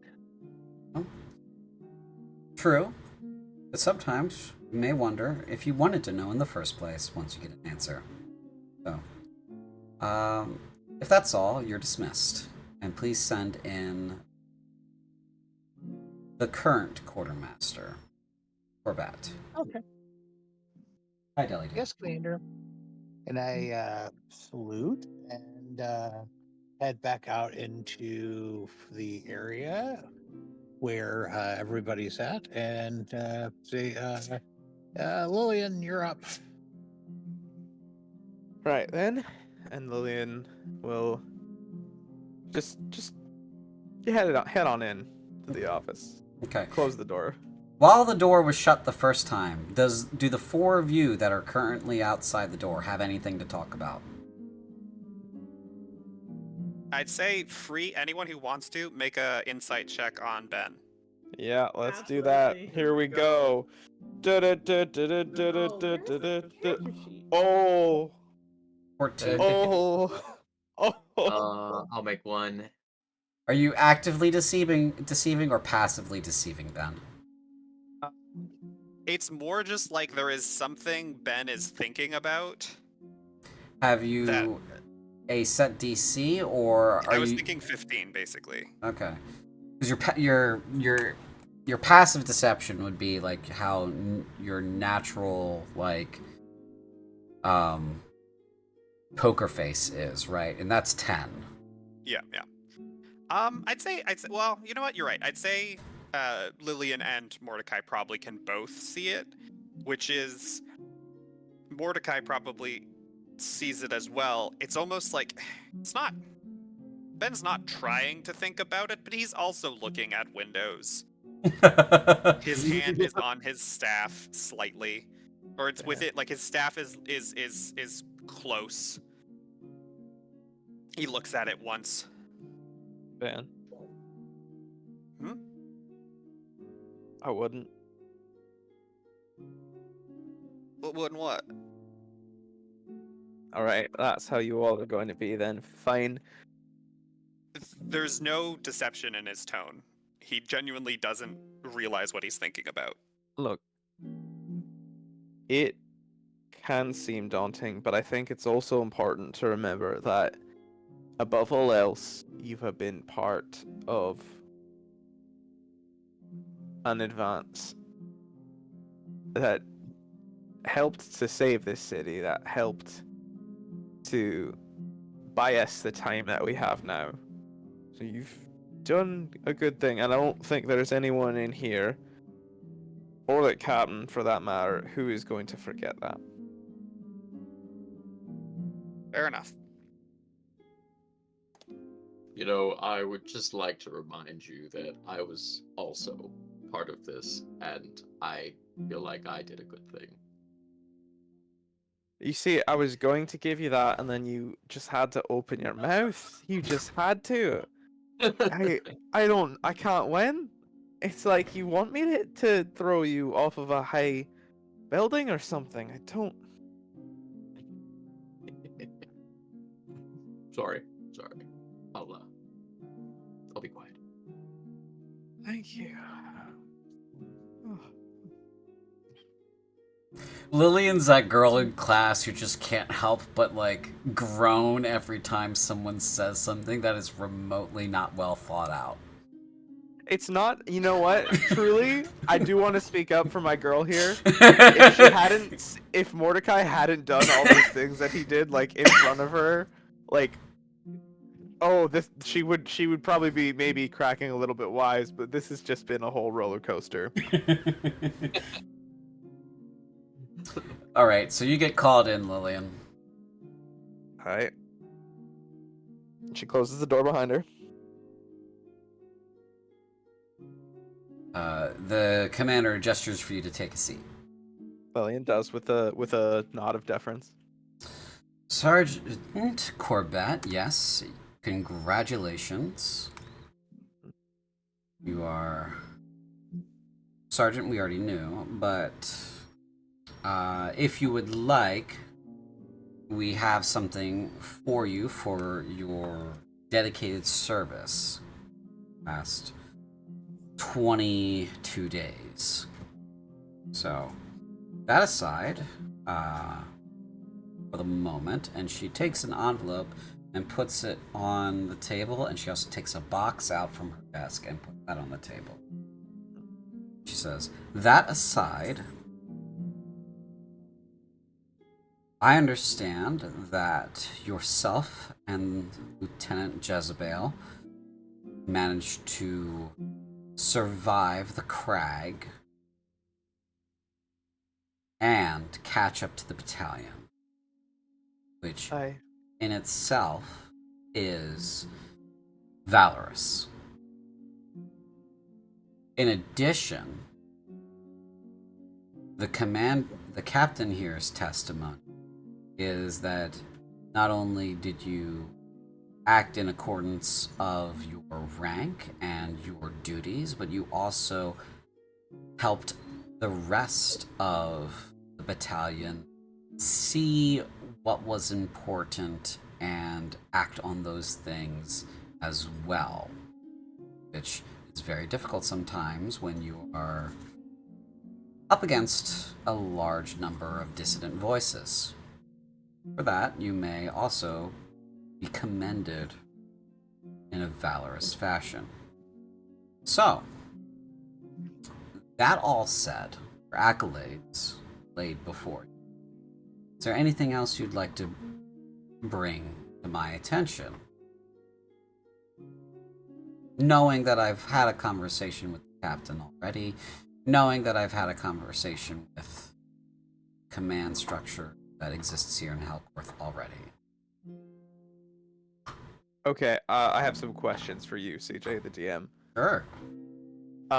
When she's saying that she's had conversations, I'm to assume that like they've had the conversation about what went down with like the demons and shit like that. That would be an insight check, yes. Oh, okay, so I'll make that. But what I also want to know is this someone of the appropriate rank to know about my like order and its function? She is a battalion level commander, so she's important, but at the moment she's important in that fashion, but she was also the commander of Delta's entire military force at the time that all this shit went down at the beginning of the month. So, as far as you're aware, she is probably one of the top officers that isn't a general. So odds are she probably knows. She probably To some knows. extent. Yeah, she probably knows that your order exists and generally what they do. Whether or not that's extra legal or not, no one's really ever bothered to tell you. Mhm. So, Well, let's make that insight check now, and let's sure. Okay. Oh, okay. Yeah, look at that. Yeah, and what you're trying to find out from this insight check is, please remind me. Yeah, I'm just trying to see because the last thing I want to do here is speak up and find out that I'm just telling this commander about all the demon shit and Catraxia and Mordecai for the very first time. I just want to know if it seems like the captain, that is something that the captain actually has briefed her on. Yes, so you're just looking at her. She knows everything that the captain's filled her in on. So you can guess that anything that the captain definitely knew about, she knows about. Especially considering the conversation last night. Yeah, okay. In that case, Lillian says, I don't believe there is, Commander. Nothing else to add then. Beyond my hope that there comes a day when it prove strategically viable that we level that bloody mountain to ash, no. Well, as much as I agree with you that that would be the tactical move that would give the maximum offense to our enemies, I don't quite think that that is within our capability of doing. As you say, Mom.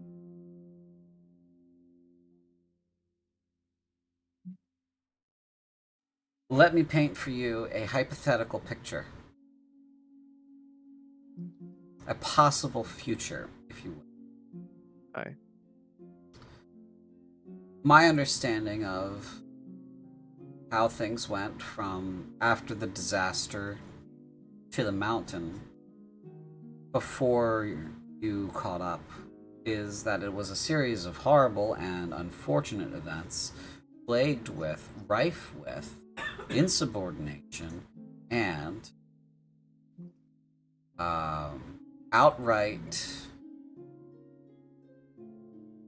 near outright sabotage.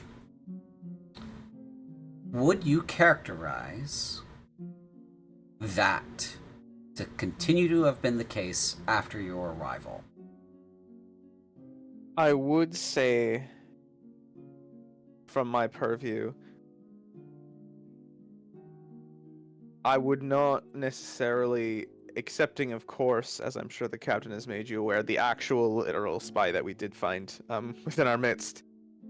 I would not say there was necessarily an act of willful sabotage of our efforts after our having joined the battalion. I will say that in the wake of a disaster, especially one as thorough as I went through, and I'm sure that the others experienced well, sometimes people, well, they need to find their own way through things or lean on others when they can. I do not believe that in their search, some of the members that I worked with had found the right end to that. I believe we can attribute a lot to inexperience and perhaps, I hesitate to be uncouth, but stupidity on their part. I will note that the captain made every effort to correct and to rein in. I know that we suffered at least one casualty because, well, that particular acting sergeant was wholly and completely immune to both discipline, order, or common sense. So, I mean, things happen. I would hesitate before saying sabotage and personally conduct investigation to be certain. But it was definitely nowhere near like that. Like the firestorm that buried us alive, Commander. Okay. If that is all, I believe so. then these are yours. And she passes the paper and the box to you. Well, what's on that paper and what's in the box? Okay, you open the... Do you want to open the envelope first, or do you want to open the box first? Let's do the envelope. Okay. The envelope is a recommendation to Set Track Training Center's night training program.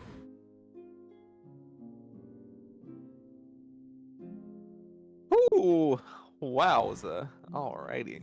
She says as you're looking at that, if you accept that, then you may go to Set Track Training Center for either one of these two options. Special combat training or officer training. If you elect for officer training, you will spend 10 weeks at Setrak, and then you will spend the rest of 2 years at the academy in Fordeath. If you elect for special combat training, you will spend 1.5 years at Setrak. And just from Lillian's own knowledge, what is special combat? Because the knighthood, the officership, that seems straightforward. But what's special combat training entail? Special combat training entails you become a knight, but you're more of a combat-focused knight. You would be like the people that you served alongside with in the 14th. They were all knights, but they weren't from a command standpoint officers in the way that Eliana's an officer. Like, she's in charge of people. They could be in charge of people in a pinch, like let's say they got scattered or they were sent on their own to a place and they got there and there were troops to take command of. They could technically be in command of up to 100 men. Right. But because they're not officers that have any investiture like a captain, then they can't do anything more than that. Going to the academy would put you on a command track, which would eventually allow you to become a captain if you served well enough. So, you'd be an effective lieutenant from a rank standpoint if you go to Setrak and stay there for for combat training. If you go to the academy, you would become an actual lieutenant who would have the responsibilities of a lieutenant. So it's like the difference between like helicopter warrant officer and a, warrant officer that's in charge of like a team. Right. Okay. And okay, that's interesting. So it really is based on like you can be recommended based on merit. It's not like you need a sponsor for the officership or anything like that, or for the knighthood. Right. You don't need a sponsor, Okay. but it is a lot easier to get a sponsor if you're of noble blood. But you can get there on merit. Okay. Cool. And just for also internal clarification here, the order strikes me as something that is it would like to have a greater kind of eye on things or span of influence. Or at least insight in what's going on. Yeah. Yeah. Okay, I was just out. Yeah, good. Okay, so I was just feeling that out because I didn't want to be like, yeah, I'll take officer, and all them to be like, what are you doing, you idiot, you fool? No, but okay, that tracks. All right. And I think Lillian will say, and what's in the? Yeah, she'll open the box. In the box there is a ribbon and medal. It is a bronze star, and she says, "For your valorous service, which is already earned." Just doing my humble duty, ma'am.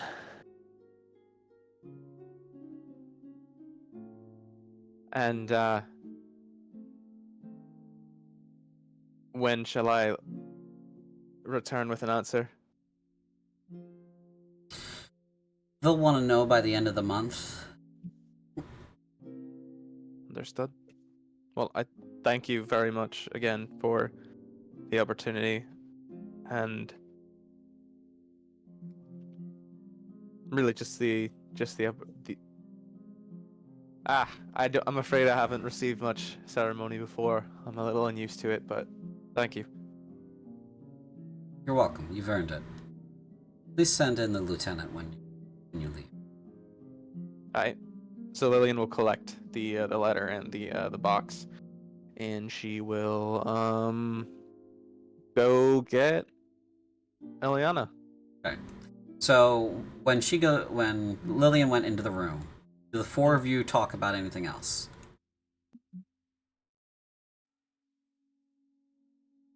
I'm gonna just sit there petting Crow and sweating profusely. Yeah, I try to comment that, I mentioned that I didn't. I did my best not to sell out either Ben or Mordecai in terms of the assistance that they were able to provide us in our journey. And so it looks like I'm to be within the month off to the academy. Something I would have never dreamed of. Well, I mean, you are bright.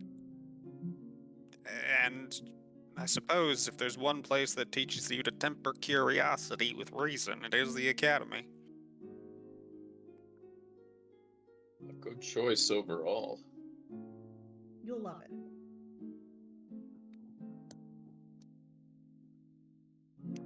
Just hope everybody else has equally good news then from the commander. When you leave the office, Lillian, do you have a big, bright, toothy grin on your face? No, I think Lillian is when her back is turned, when she exits, she just looks sort of deep in thought, like she's kind of puzzling something out. Okay. You send Eliana in. Eliana, you enter the office. Captain closes the door behind you and sits. Commander's at the desk, gestures for you to sit down. Eliana kind of bows her head once as she does so and sits down and says, "Of course, Commander." Lieutenant Verjezebel.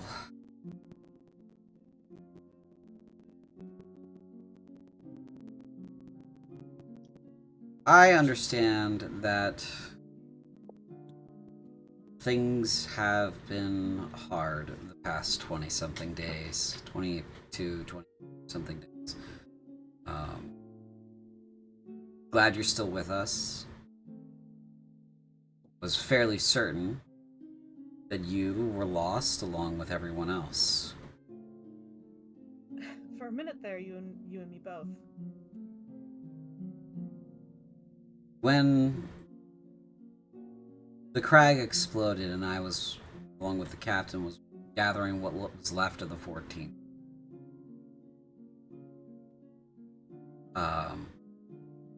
We were certain you were dead. We were certain there was nothing left of any of you. So I apologize for not staying longer and searching for you. It's a miracle we crawled out at all. There's nothing to apologize for. Regardless, when I see your parents at some point, I will let them know that there was any question that you were alive at all would fall on my shoulders. That said, the fact that you did crawl out and you did catch up with the rest of the battalion is valor begins to only cover it. I'm sure you saw that Lillian left here with some things in hand. So, what you did, you know, was duty and was expected of you. That doesn't mean you won't be rewarded. You executed your duty, from what the captain tells me, impeccably. So, that aside, and she takes out a box and a piece of an envelope, parchment, and places the parchment on top of the box and places them on the desk. She says, that aside, compliments for your accolades and what you've earned for your valorous achievements. And she places her hand on top of these items. She says this. Is there anything else you'd like to discuss about what happened between when you caught up with the rest of the battalion and yesterday?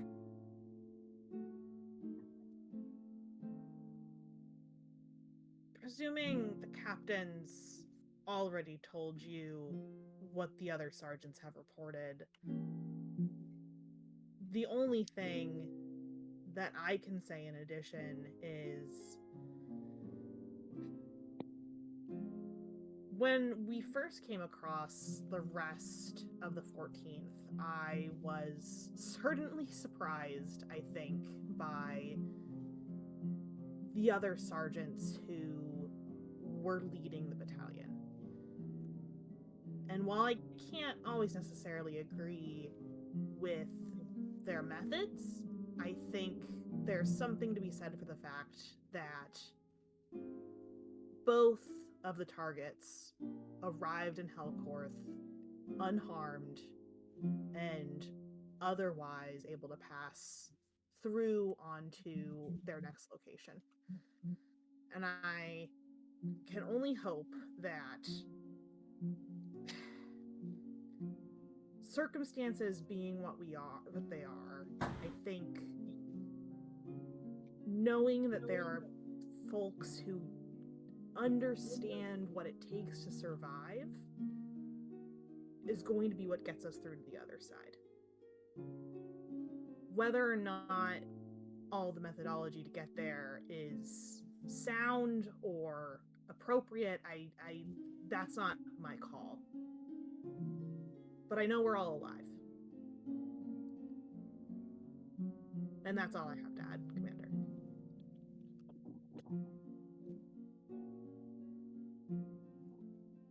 Well, with what you've said, your glowing defense for the sergeants and the captain will stand that much stronger with these. And she passes you the envelope and the box. I will open the envelope first. Okay. The envelope is an order to return to Fordeath or taking the captain's exam, and upon success, receiving the right of Imperium. I think Eliana is visibly surprised by that as she's kind of reading through it. And I think she probably reads it over twice before going to open the box. Okay. As you're reading it, the captain says, "You deserve it." And the commander says, "And you'll..."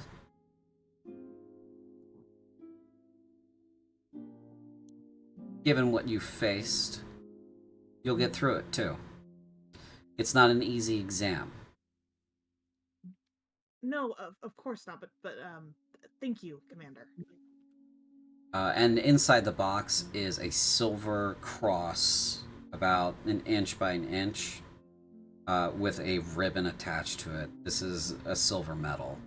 And she says, "That is for your valorous service, and you have also earned that." Thank you. What should I expect returning to Fordeath?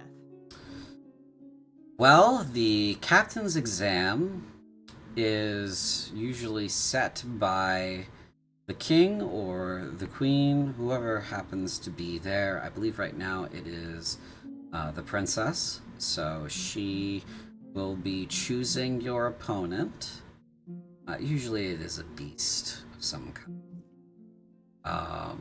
And you are expected to overcome it on your own in front of everyone who is there.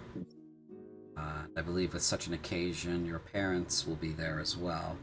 So the hardest part about it is overcoming the nerves. I think given everything we've seen, I'll be sure to do you proud, Commander.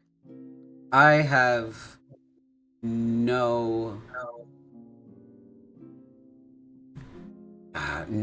resistances to the fact that you're going to get through it at all. I think, given what you've been through already, the fact that you even have to take the exam is a sham. And honestly, it'll be a waste of all their time. That's very kind. Thank you, Commander. So, when that's all done, I believe we all will be expecting great things of you. One can hope. I certainly do. Thank you. And I can let the next one in. yes, that would be Ben. Please send him in when you leave. Absolutely. And Eliana will rise and bow her head and take her leave. Okay. When she is in the office, do the four of you speak of anything?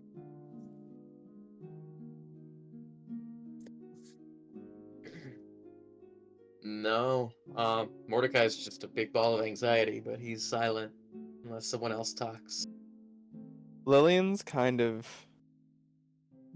staring. She's like alternating focusing on like the envelope, and then she tucks that away, and then she's just kind of staring at the box. No orders. Lillian, what'd you get? Hopefully they commended you well for your service. And Ben asked new orders.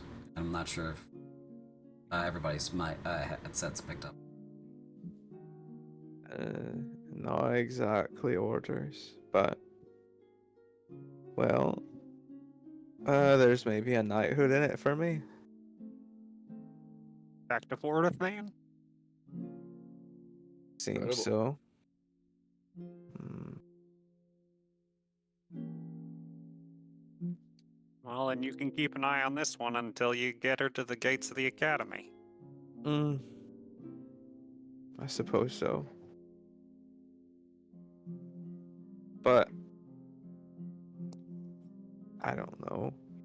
It's in my time there's things I've seen, things I've done, but I don't know if that battlefield is one I've any idea of how to tread upon. Battlefield of being a knight? Oh, the battlefield of being a knight and hobnobbing it with a bunch of little bits of a certain economic disposition. Well, I mean, they're probably as soon as you become a knight gonna send you back down here, if we're all still alive. That'll almost be refreshing, I think.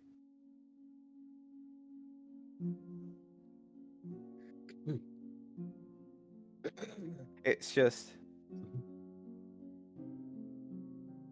I don't know, I do what I do and I know what I have to do, but making those decisions on a larger scale is a bit new. We might want to complete your arcane awakening before you head for training, because then they can't accuse you of lying about it after the fact.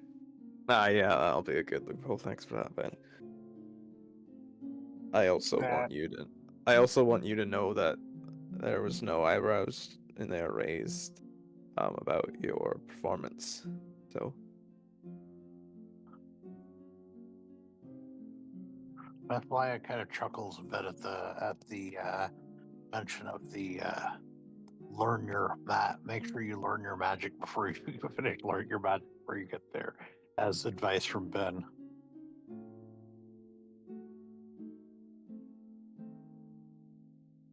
tell you what, if I do go, let's all say we'll see each other again. I probably ain't leaving the city, but hopefully you'll come back for us. Well, then you have to stay alive till I get back. Fair enough. I mean, I don't want to hear that you're Scrumgore or Chow. Give me some credit. Probably be Ruskford Chow by now. Maybe a Prilator will get you. Here's hoping. No, Ben, we are not hoping for that. Eliana, what's your face look like when you leave? I think Eliana is like not. I don't think she looks distant in the way that Lillian did. She is certainly happy, and a little bit disbelieving about it. And I do think when she passes back outside, she goes, Ben, you want to head in? And looks at her like want is part of this equation. And I think as part of that, as she kind of comes to pass by you, Ben, and takes your place, she kind of pats you on the shoulder and she says, take a breath, you'll be all right. I've got some eagles if I'm not. Maybe don't do that, but you'll be fine. And she'll switch places with him. Ben will head in. Okay. You enter the office. Captain shuts the door behind you. And the commander gestures for you to sit. Ben will sit. She says to you, I don't think there's going to be a question about whether or not you had handled yourself in any sort of anything short of impeccable or valorous way. Pointing to the captain, everyone else that I've spoken to, there's nothing impeachable about what you've done since your service between the time that I left control of your battalion and now. In fact, the thing that is impeachable about your service is what happened in the very beginning of your service. We all know this, and because of this blemish on your record that needs correcting, unfortunately, the medal that you should be getting today will not be coming to you. I wasn't really expecting a medal, Commander, but I appreciate the sentiment. Instead, you will receive this, and she takes out an envelope and puts it on the desk. She says, before I pass this along to you, is there anything you would like to tell me about or discuss with us before anything else happens? Permission to speak bluntly, Captain? Or Commander? Of course. Why the fuck aren't the Farlota here? Well, they're caught up in a bit of legal trouble.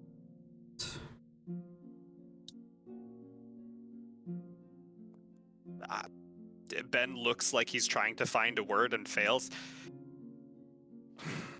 Alright. Yes. They are not much for fighting as a family when it comes to this sort of fighting. And she gestures broadly to everything. They're more about filing lawsuits and sicking the trees on you or just stupid stuff. Anyway, neither here nor there. Farlotas, why that's important to you here is a curiosity of mine. What do you expect them to be doing? Food, ditches, water, spies. Well, certainly is something that's discussed. But as far as spies and such are concerned, we do have our other means to handle that business. And supplies aren't really a problem, at least within the city. So, for now, concern is definitely no. You do make a good argument. It'll definitely get passed up the tree from this end. Not that it hasn't been squawked about before.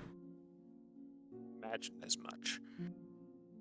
You're not the first If one to complain about their horse shit, and you won't be the last. It's sort of difficult when they have a monopoly, have the rights that they have. I don't know what's in that letter, Commander, but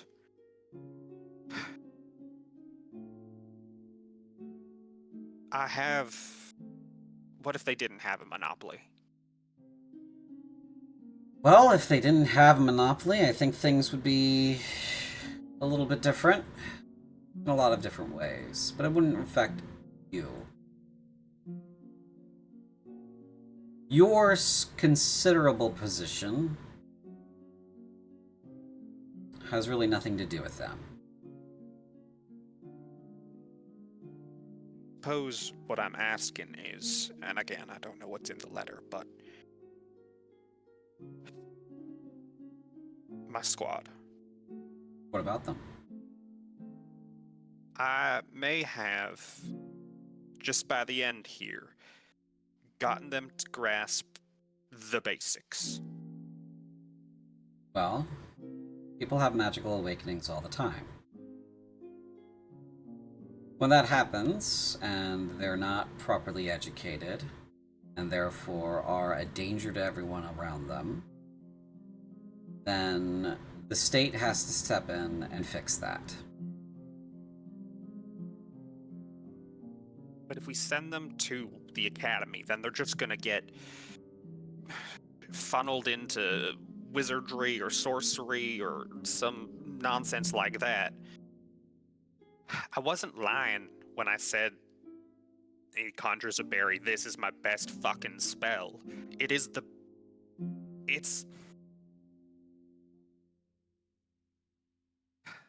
If I could continue to teach them, continue to work with them. Obviously, no one would like it, but if no one knew, then you'd have access to a resource that the Farlotas couldn't take from you. I understand what you're saying. And I think your position is one that is obvious to anyone who's looking up. My talents in particular lie in ice and cold, temperature, sort of stuff. I have no control over where my talents tend to take me. I have control over what sort of magic I am naturally inclined to. And I think if there was a family out there that had some kind of legal standing over my talents that I had no blood relation to, I would be just as angry as you.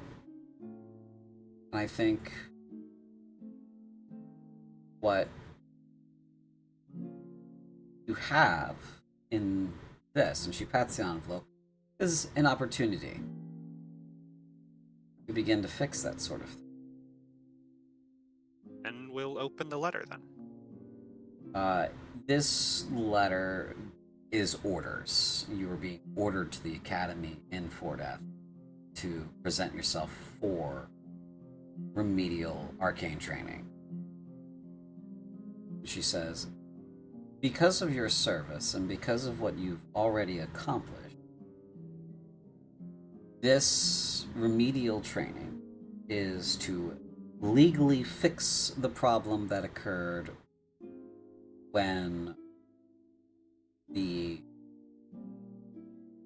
investigators who were involved with enlistment failed to properly explain to you what the parameters were, asking you questions.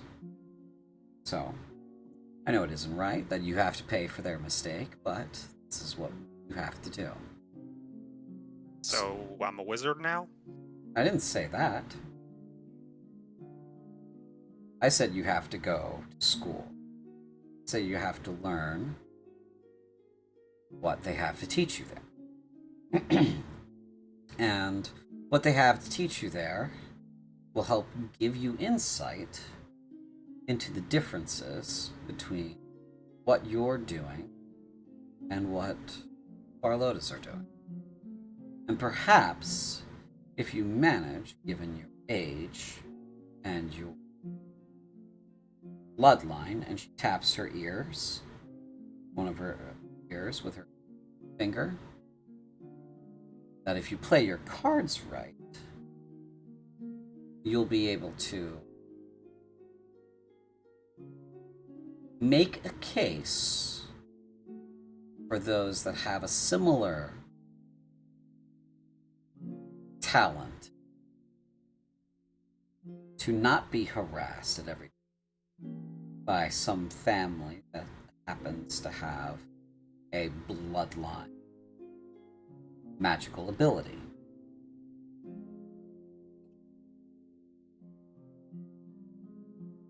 And then you don't need a secret cadre of druids. You can train them up normal. Right. Now you're getting the picture. Though I suppose my question does remain. I can't show up there and say, hey, I'm an elven druid. No, you can't say you're an elven druid. You can say that you are a half-elf with elven magical proclivities. And the Farlotos ain't gonna throw a shit fit at that? Well, they can't. As we know, elves and half-elves have an innate magic no matter who they are. Doesn't matter what their birth is. They don't have the same scatter of magical abilities, and they don't have the similar problem. Some of us have immense power, and some of us can only light a candle once. They don't have that problem. We do. But, on the other hand, there are way more of us, so... you'll be able to make the case for your natural elven innate abilities as a separator. And then if you want to continue to push people to learn magic that covers that area, you'll need to convince those teachers that this is something that can be learned by anyone, that it does not require an innate magical skill. And that is where you may come against legal trouble. So, luckily, you will be in a place where the brightest mind will be convening. And if you make the right friend, who have the right skills, you begin to construct a defense preemptively, so that when they eventually do sue you, you'll be ready for them.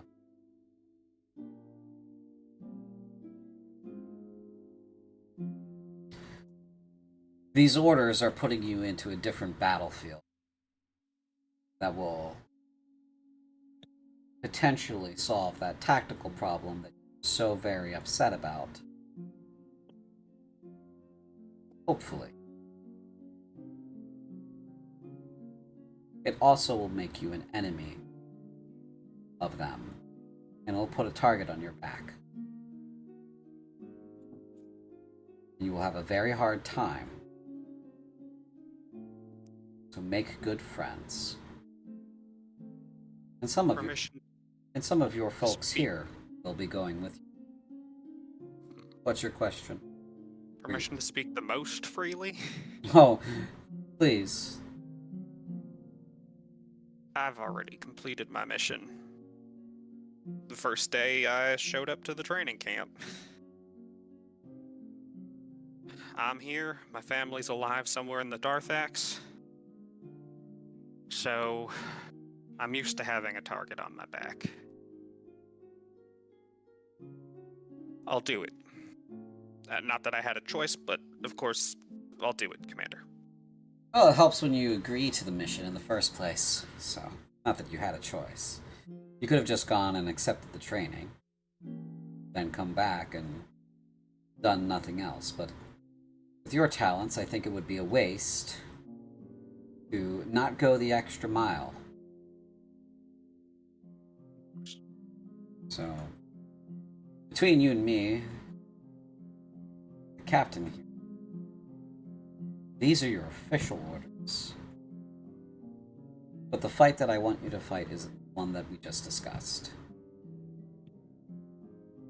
That's all. Absolutely. Sen- Thank you again, Commander. You're welcome, and I'm sorry we couldn't get you the medal and promotion that you deserve. That's alright. Send Mordecai. Of course. Commander, he's... Yes? I can't really say anything because I'm obviously biased, but he's not.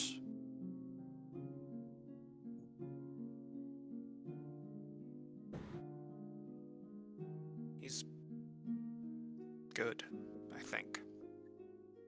And then Ben will turn. Okay. While he's in the office, do the four of you have anything to discuss?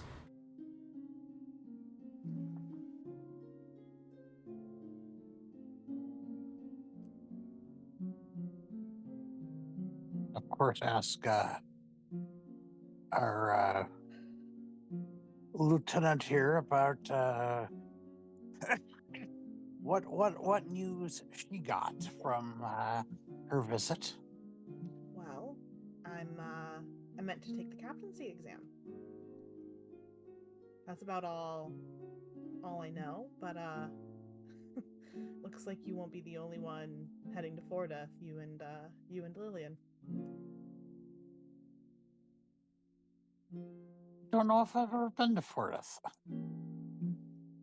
What was that? I didn't quite catch it. out of character, I'm not sure if Mathlia would have ever been to Fortith. Probably not.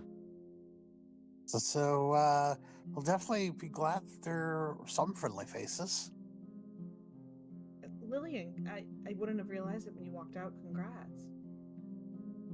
Thank you, Lieutenant.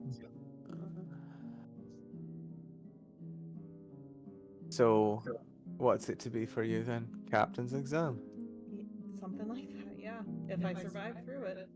You'll do fine.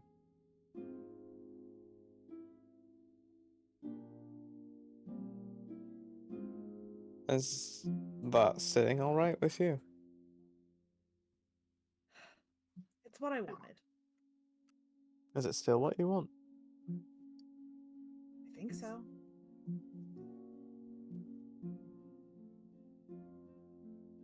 And I want to insight Lillian on that. What are you inciting for? You're asking Eliana if she is still okay with that. Yeah. And how I am reading that, or how I want to see if Eliana is also reading it, is Lillian is not comfortable with what she's been given and really isn't sure what to do. I'm just trying to insight. Yeah, go, you can do that. You can do that. Go for it. Yeah, roll for it. Just don't roll the way I roll. You'll be. I said don't! Oh, wait, no. You roll against me. You're so bad. Oh, you want me to roll against you? Kidding, you do not have. No. I will for fun, if you want me to. I think this is funnier. Let's leave it. Okay. It's really hard to tell sometimes with Lillian. I mean, I think the first memory or the first time you met Lillian was when she literally pulled you out of like a bunch of burning rocks. And she was kind of there in the midst of this horrible like massacre, and she saw everything that you saw. Whereas you're still haunted by that. But if she's haunted by it, you haven't been able to tell. She kind of just pulled you up, dusted you off, checked you for wounds, and then said, right, well, let's get going over that crest then. Like, she's a little inscrutable sometimes. And I think too. Eliana, more than anything, is relieved to not be separated. And I don't think she reads very much more into it and any sort of hesitancy on Lillian's part. So we can leave it at that. Okay, so Ben comes out of the office. He's looking... I think he's looking like he's already tried... He's got the logistics face on.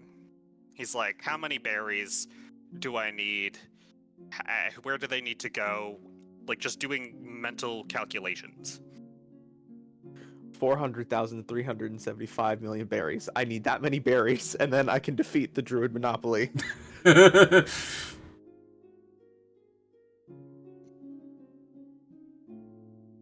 Are you gonna tell Mordecai that it's his turn? Mordecai, you're up. I'm going to straighten my coat. I'm gonna click at Crow, kind of, come on, and we will walk through the doors. Okay. So, Mordecai, you come in, Crow comes in, Captain closes the door behind you, and Commander gestures for you to sit. I do so. Mordecai,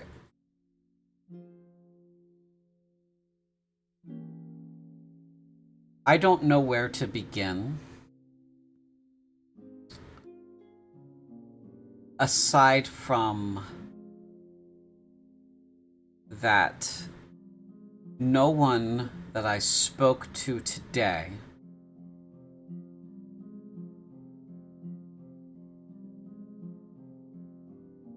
said anything that would disparage your character and send you to the gallows.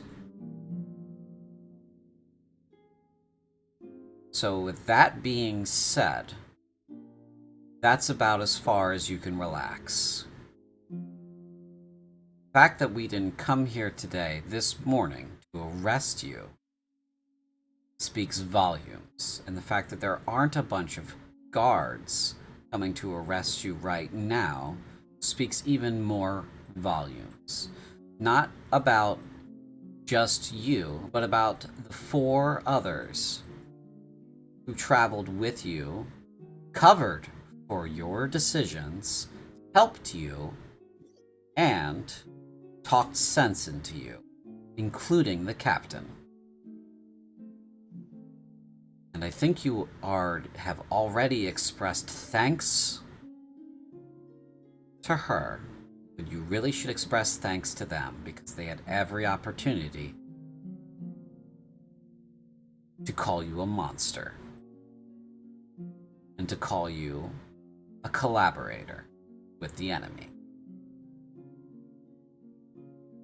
But they didn't.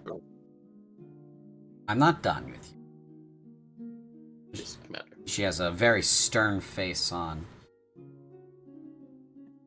With that being said, while the others are leaving with orders to different places, they're leaving with accolades, they're leaving with medals and promotions, they're leaving with orders to go to school or to go to training to improve themselves. You, unfortunately, have different orders. Your insight into the enemy and their movements and what they are doing, and why they are doing the things they are doing, while questionable in nature, is too valuable for anything else to happen. And so, unfortunately, you will be going with the Templar back to Fordeath, and you will be spending the rest of your days at the Fortress Cathedral, assisting them in decrypting various demonic texts and the nature and movements of our enemies.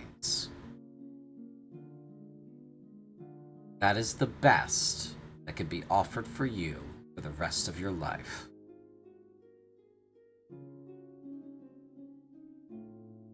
Given what I expected coming here, that's quite the offer and quite the order, quite the boon, I should say. I'm glad you see it that way, because it is nothing short of an ultimatum. If that wasn't acceptable to you, then we would be having a very different conversation. Yes, Commander. Good. So, I do have a question. sure.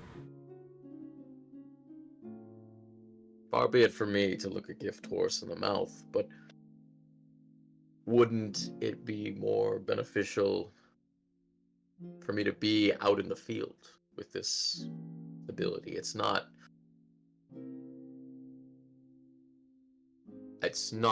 just being able to speak demonic. I'm sure the captain has told you. There have been other men like you who have had a relationship that bordered seditious or sinister with the darker powers that have provided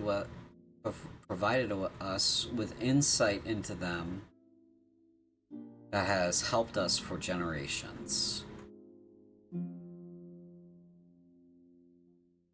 While you may think that your highest value is on the field, that puts you in a position of risk, one where you may be compelled by your demonic patrons or confidants, however you want to call them, to flee, to disappear, to kill your friends, or to do something that could put that value at risk. See, you're not the only one that they whisper to. They whisper to many people. They whisper to the weak-minded. They whisper to the strong-minded. They corrupt who they can.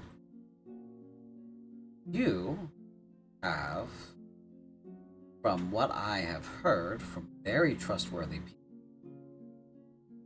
had full conversations and almost a relationship that can be described as transactional with them, which is, considering the circumstances, the fact that they have not asked you to murder anyone or sacrifice anyone or kill anyone or anything of that nature, or to generally, they have not asked you to undermine our efforts at all. The fact that they have helped you undermine their own kind's efforts tells us that you have a patron that is amenable to the idea. So, putting you in a position of risk where you could go someplace or you could disappear, be killed, or you can turn against your friends or allies. That's not something that anyone is at risk. Unfortunately for you, your freedom is no longer yours. See. But you do get to keep your life. You get to live out the rest of your days. This may sound like a stupid question, but what of Crow?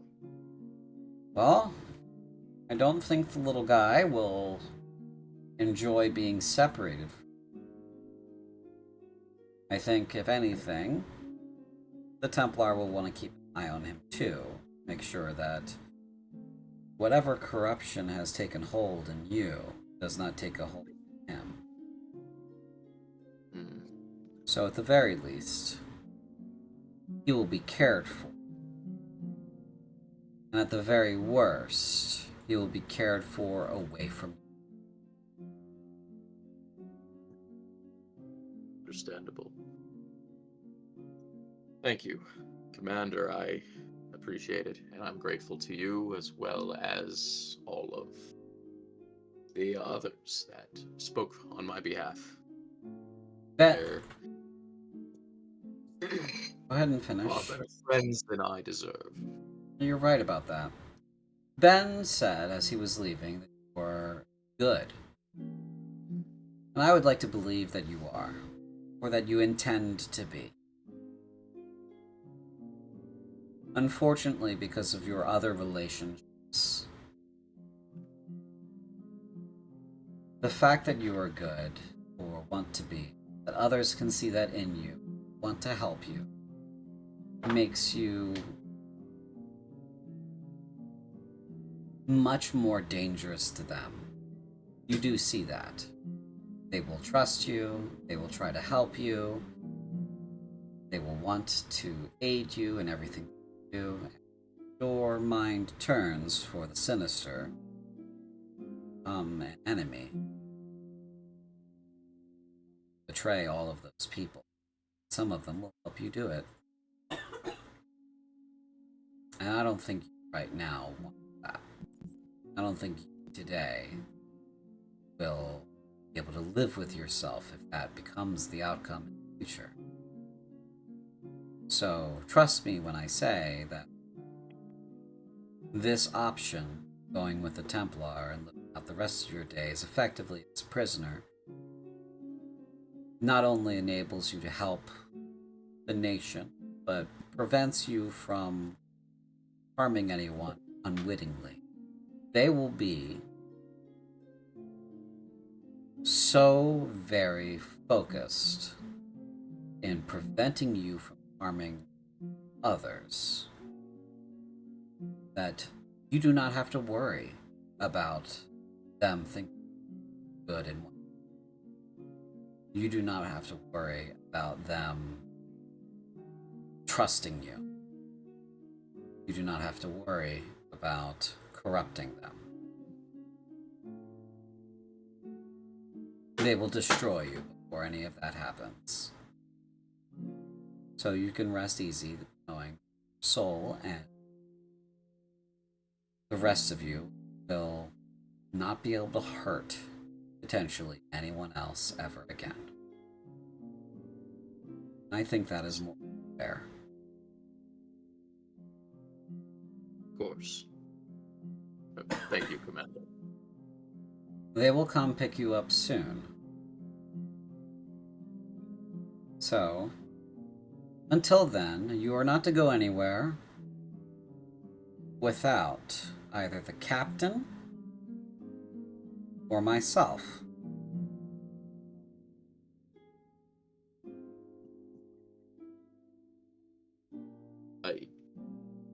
All right.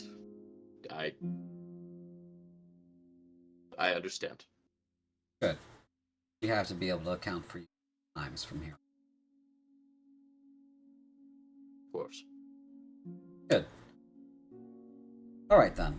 Well, this concludes the meetings for today, Captain Kravaxia. She nods and says, Alright then. She gets up and says, Out, Mordecai, let's go. I stand and I kind of numb walk through the door. Captain follows behind you. While he's in the office, what do the four of you talk about? The same question to Ben that's been asked of everybody else. So how'd it go? Well, I got orders. What might those be? Dismantle the Farloda's druidic monopoly. She gave you that as an order, did she? Yeah, unofficially. Officially, I'm to go to Fortith for remedial arcane training, but once there, I'm to recruit allies and figure out how to prove the distinction between Elven druidic magic and Farlodan druidic magic, and thus establish Elven druidic magic as a trainable discipline, legally distinct and thus not subject to their patent laws. Eliana, who has never once before in her life felt like her knowledge and relationships with other noble families has ever once come in use, lights up and like pats Ben on the shoulder and is like, I have so many people to introduce you to. Don't worry. We'll make an itinerary when we get there. I'll send me back to the demons. You know, I'd be right there with you. One last thing can I do something retroactively? Depends on what it is. Before I leave the room, I want to turn and look at the commander. I just want to gauge and see if I can trust her. Okay, make an insight check.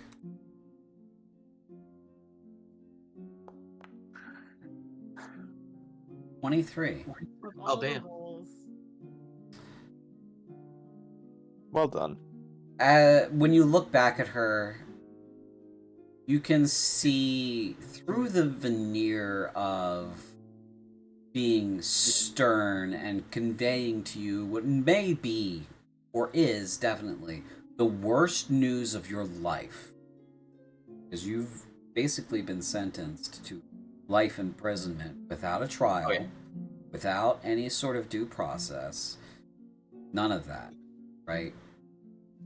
You see on her face that she did the best she could for you, past the veneer of just, stone cold commander telling you how it is. She did the best that she could for you, and that while this is tragic, she also agrees that it is probably the best case scenario. Because, it's either this or they come and kill you now. Mm-hmm. So my head on a bike, or the news, or yeah. A very tall. My a very tall. My tree. goal. Yeah. Yeah. Sorry. Go ahead. No, we're on the same page. Yeah. my goal was basically just to make sure that this isn't like you're totally going to live just far, far away where no one can see you, and then when they pass around the corner, someone cuts my head off. Right, More yeah. like That's not that's that's not what happened, at least from her perspective. There's a part of you that thinks that might still happen, yeah. but at least it wasn't her and the captain that did that. Their understanding is what she told you is going to be happen. You're going to go off to this place, and that's where you're going to spend the rest of your days. So, See, okay, fair enough. okay. So you come out with the captain. Captain looks a little grim-faced. What's your facial expression? Blank, resigned. No real emotion at this point.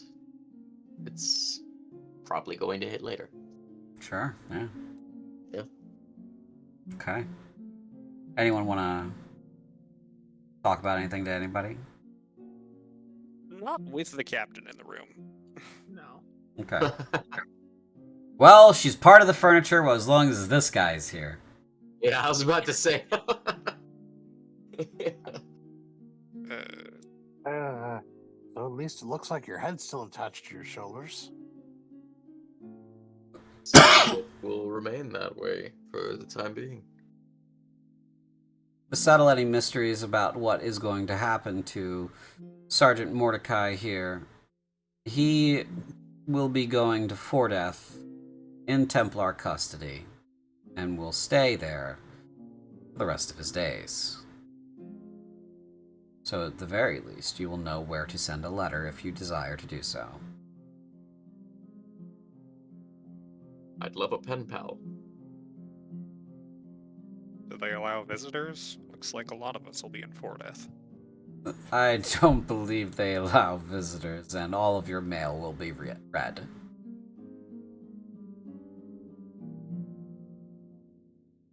Fair enough.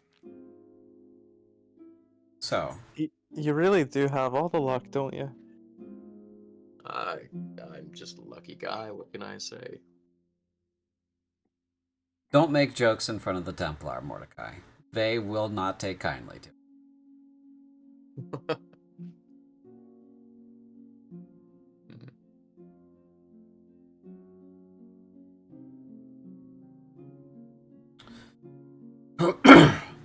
And do you get to keep your wee friend? I do.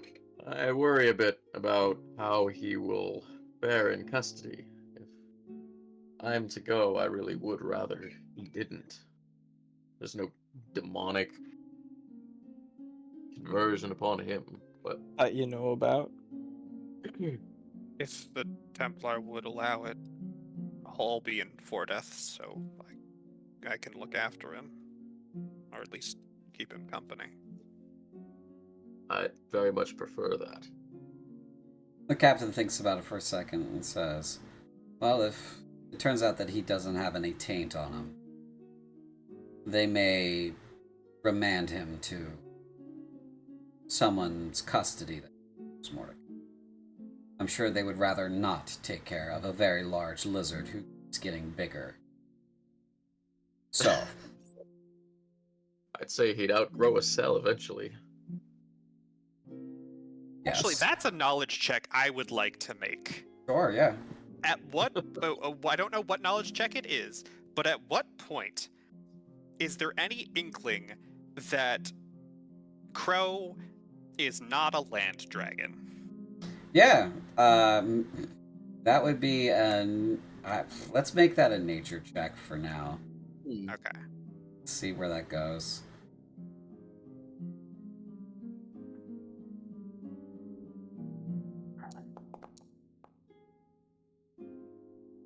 Yeah. You know, he just doesn't have a land dragon's surly disposition. So if he is one, all of his happy-go-lucky is nurture from Mordecai.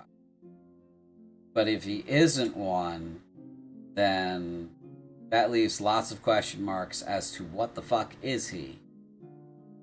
Yeah. Let's hope the Templars figure it out. And Or not. it doesn't turn bad when they do. Well, either way,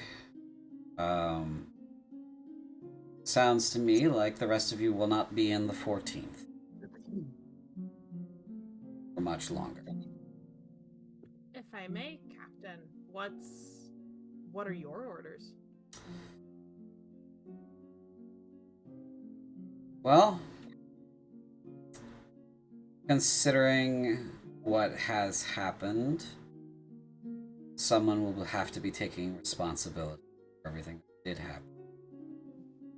So, I will be turning to Fordeath as well. And by taking responsibility, you mean what exactly? Early retirement. How is it? Can I tell how she feels about that? You can make an insight check, yeah. Yeah, 100%. I would also like to make that insight check. Absolutely. We are all- out of We're- my character sheet. We're all rolling our insight check. That's where the fucking 19 is? Are you fucking kidding me? It's the most important person, isn't it? Oh my god.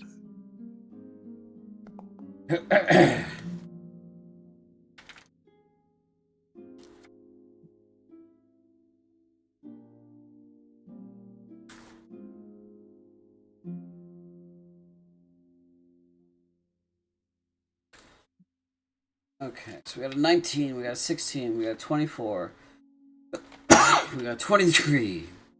Who are we missing? We're missing Mordecai. Oh, sorry. Get with the program.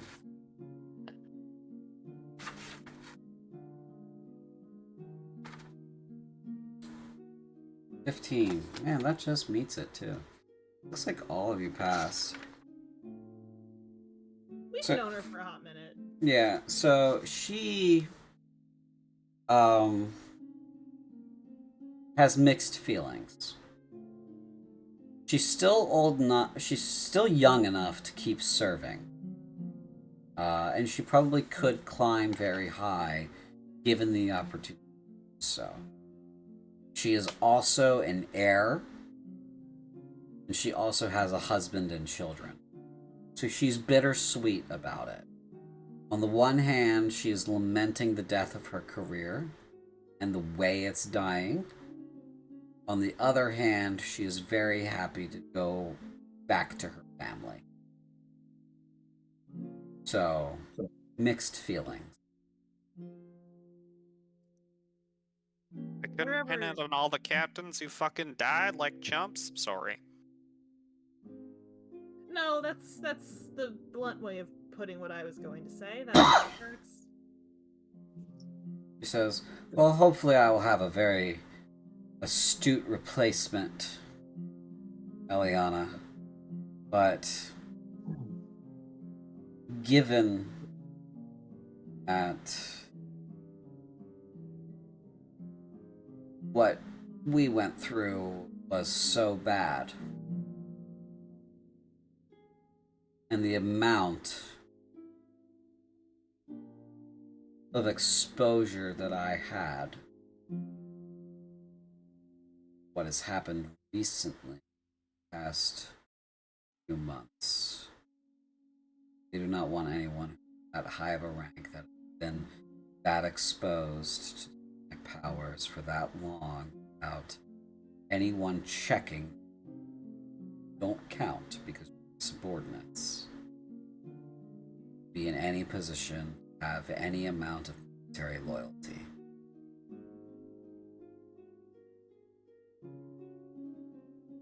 And there's no assessment that might be made to clear you of such suspicions? It's not that suspicions exist. This is what take to satisfy that there are no suspicions. It's a pretext for punishment. Right. If I do not willingly resign, then there is a problem. I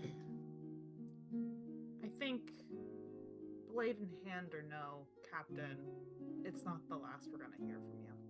Oh no, I plan on attending many a frilly soiree with several drinks in hand. So, Now you can help me dismantle the druid hegemony. you shut up. Don't Oh, you say called me those Lord words. Canterbury. Don't say those words out loud. Fair, fair. What? They don't know how to talk to birds. Who's gonna hear him? Anyway, as much as I would love, very much, to continue to serve in a military capacity, it's not in the cards for me. The commander and I both think it's best that I take the resignation, avoid any sort of inquiry that would follow from me not resign with honors and accolades that I've earned, most certainly, under the pretext that my family needs me, considering my father is ailing and my children. So.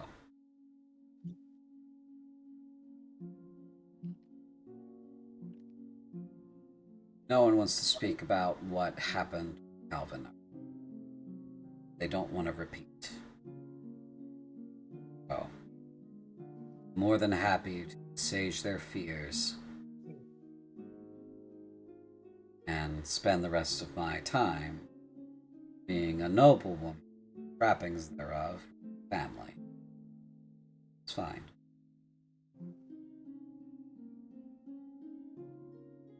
I do expect you all to look in on me from time to time. Not you more. Understandable. But a letter from now and then would be not unwelcome.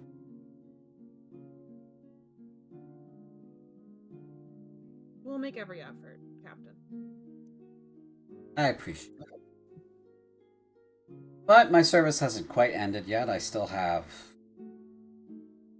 Oh, how many days are in Alsaurus? Let's see.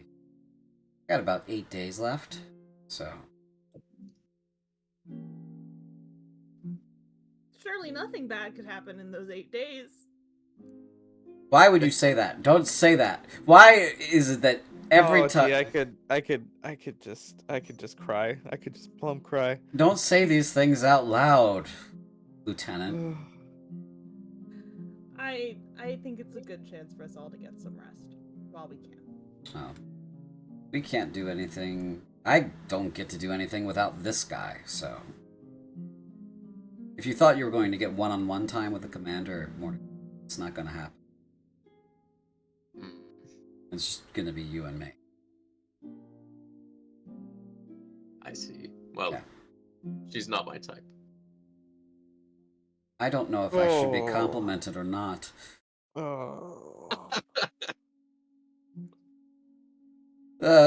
Sergeant Corbett, slap him. Oh, I thought the day would never. And then she just backhands Mordecai like swift and clean.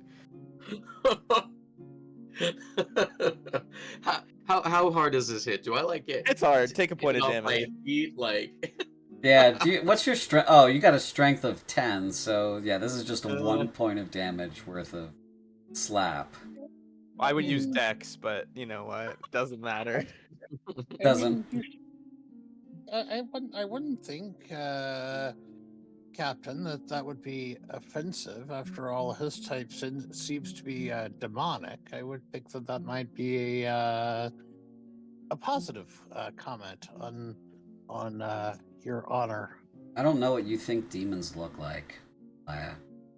We've seen so many of them, and on way more than average. I would say the majority of them are so fucking ugly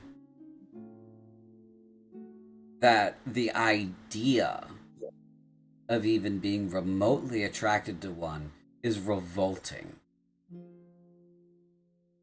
revolting. Like, I want to hurl at the thought. Anyway, this is an entirely too familiar conversation for me and my subordinates to be having. We'll continue it in 8 days then, Captain. I need In 8 days, I'll hit you just for being a cad, not an insubordinate cad, Mordecai. Oh, that's reassuring. Thank you. Don't worry. Listen, you're gonna have to learn how to take a punch. I'm guessing.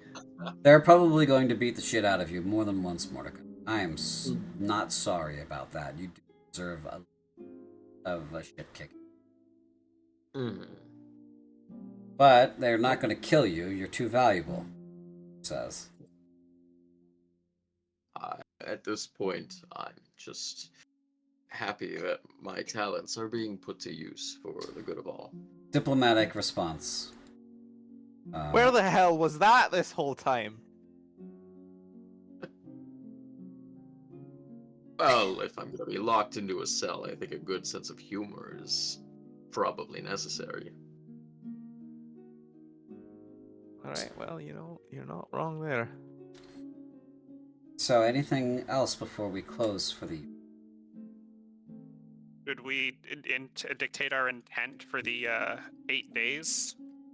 Yes, you can do that. Also, do you guys want to do the optional encounter? Oh, hell yeah. I guess it depends. What is the option? Like, do we have any sense of what that's going to be? Or like when it's going to be? It is going to be before you leave the city. And you said there was some drawback to if we do not do the optional encounter. Yes. We haven't encountered any information yet about, hey, you might want to. Would you folks go do this for us or whatever? So, it's already briefing. So, to be fully upfront on the meta level, right? This is above table conversation. This concerns the community as a whole. For Door of Eternity, one of the character creation options was Daglings. Daglings were only allowed to be a character creation option for that campaign. Because this optional encounter will either unlock them immediately for the next round of campaigns or delay them until chapter 3. What I love are a dagling. They're little guys. They're just little guys? they're little guys. So, like, you know how Redwall is like, oh, little fox guy. Do this to me. Oh, you're Don't do saying this to me. good words. You're saying good words right now. Say more good words. Yeah. So you know how Redwall's like little guys, and they're like, oh, it's a little fox, but he's a man, and he wears pants, and he's got a sword. I've reread every single Redwall book maybe 3 times. Okay. So yes, I'm well aware of what you're talking about. So the concept of Daglings is the Corinthian military got the bright idea of saying, well, we have all of these small animals who, you know, are domesticated and can help, but they're not particularly super helpful at the moment. Like, we love dogs and love everything about them, but if they could hold a sword, they'd be way better. And then and with the Inferni being a thing, some Jurassic Park-esque lunatic got the bright idea of saying, what if we... and then started doing experiments. And so... I can't believe you mad science Redwall critters. Continue, I'm sorry. And that's basically the gist of it. Now, there's one character who is a Dagling. His name is the Great Panjandrum, and he is a lizard Dagling, and he's in Door of Eternity. He's a lizard. Yeah. He's the lizard wizard. And so Daglings And he's downright hilarious. Yes, and Daglings would be very much like, you could be, you know, a little fox guy, or you could be a little dog guy, or a little cat guy, or, you know, any flavor of mammal, or you could be a little duck guy, or like a little, like, pelican guy, you know, any flavor of avian, or a little bearded dragon guy, or a little Komodo dragon guy, or a little, like, skink lizard guy, and that would be, you know, any flavor of reptilian Dagling. So those would be the character options that would be unlocked by completing this optional encounter. The optional encounter, however, is scaled for the lot of you plus your squads. And that's a deadly level encounter, right? Yeah. We gotta do it for the Daglings. We You have to can't not do that only wrong. not only fight it, but we have to win for the Daglings. Yeah. I'm in. I'm locked in. It greatly enhances my character options in chapter 2. Well, so the only thing that it really will help, because the Kingdom of Darkness characters have already been determined right now. So the only thing it would help them with is if one of them dies and they have to replace a character, then they could ostensibly choose a Dagling. I mean, if we're starting at 1 hit point in Kingdom of Darkness, so it's possible. Super possible, yeah. I'll do it for the Daglings. I'll do it for the community. That's fine. I'm so locked in. We are of the people, and the people deserve Daglings. Right. So the other thing about the chapter 2 is Baptized in Blood hasn't made any characters yet, and so one of them could be a Dagling. But regardless of what you choose, if you do choose to do the optional encounter, you'll get a shot at unlocking it for chapter 2. And if you don't do the optional encounter, it will be unlocked for chapter 3, but not for chapter 2. So, I want to put that in the text of the contract there, because if your character dies, all the good things that they just received go away. So, Well, Mordecai's not worried. well, four of you have received very good endings, the VGE, right? So, as a player, right? I don't want you to decide this as a character. As a player, if you're happy with your character's ending right now, and you don't want to risk that, that's perfectly acceptable in my book, because you have earned a very good ending. If your character dies now, that goes away. And what also goes away is any potential future that they could have impacted. Right? So that's what we're talking about here. This is an encounter where I am warning you in advance that there's a extremely high possibility that characters will die. It is prologue levels of TPK-ness. And I think a few of you have been in the prologue games before. I am not fucking around when I say it is prologue levels of TPK-ness. I think out of the 5 of them, one was an abject failure because almost everyone died and they didn't manage to succeed in their mission objectives, their primary mission objectives. That was Prison of Al-Hadun. They only succeeded in a sub-objective, and like 4 of them died. The Scaldi one was fine. The Ith one was almost a TPK. Only 2 players survived, and just barely. Everybody else died. And the Darthak one was fine, but the Kellali one was a failure. They did not succeed in their mission. But I think it was like 2 or 3 of them, maybe 2 of them died. So, I'm not saying no one will die. I'm saying someone is extremely likely to die, and it's probably going to be more than one of you.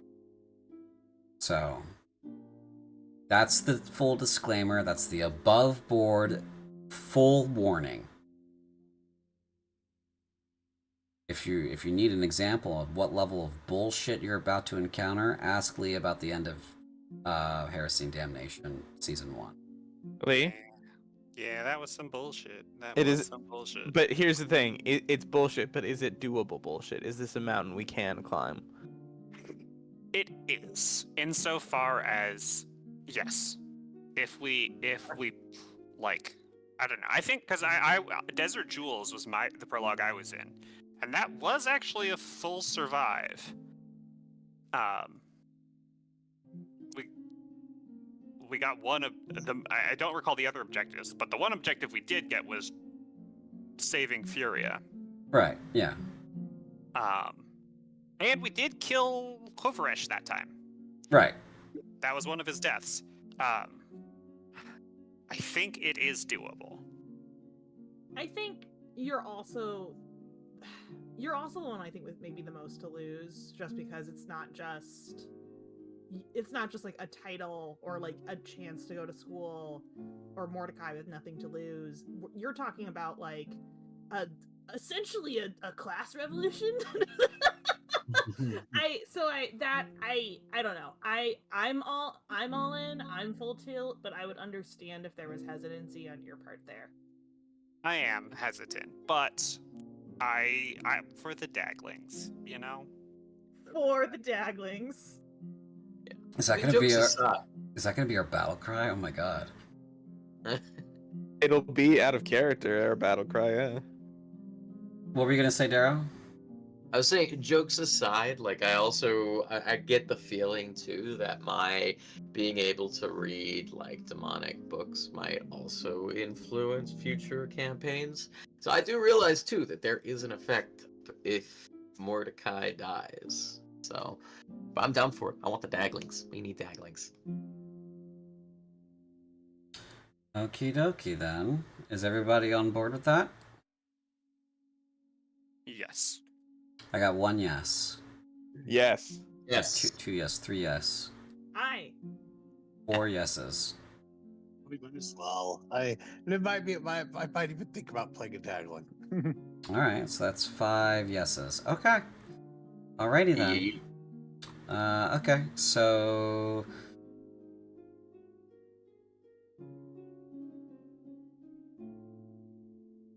about 3 days later, you receive emergency dispatch orders to go to the Cactag's lab in Eastern Fordeth with your squads to head off a incursion into the city that is headed straight for it.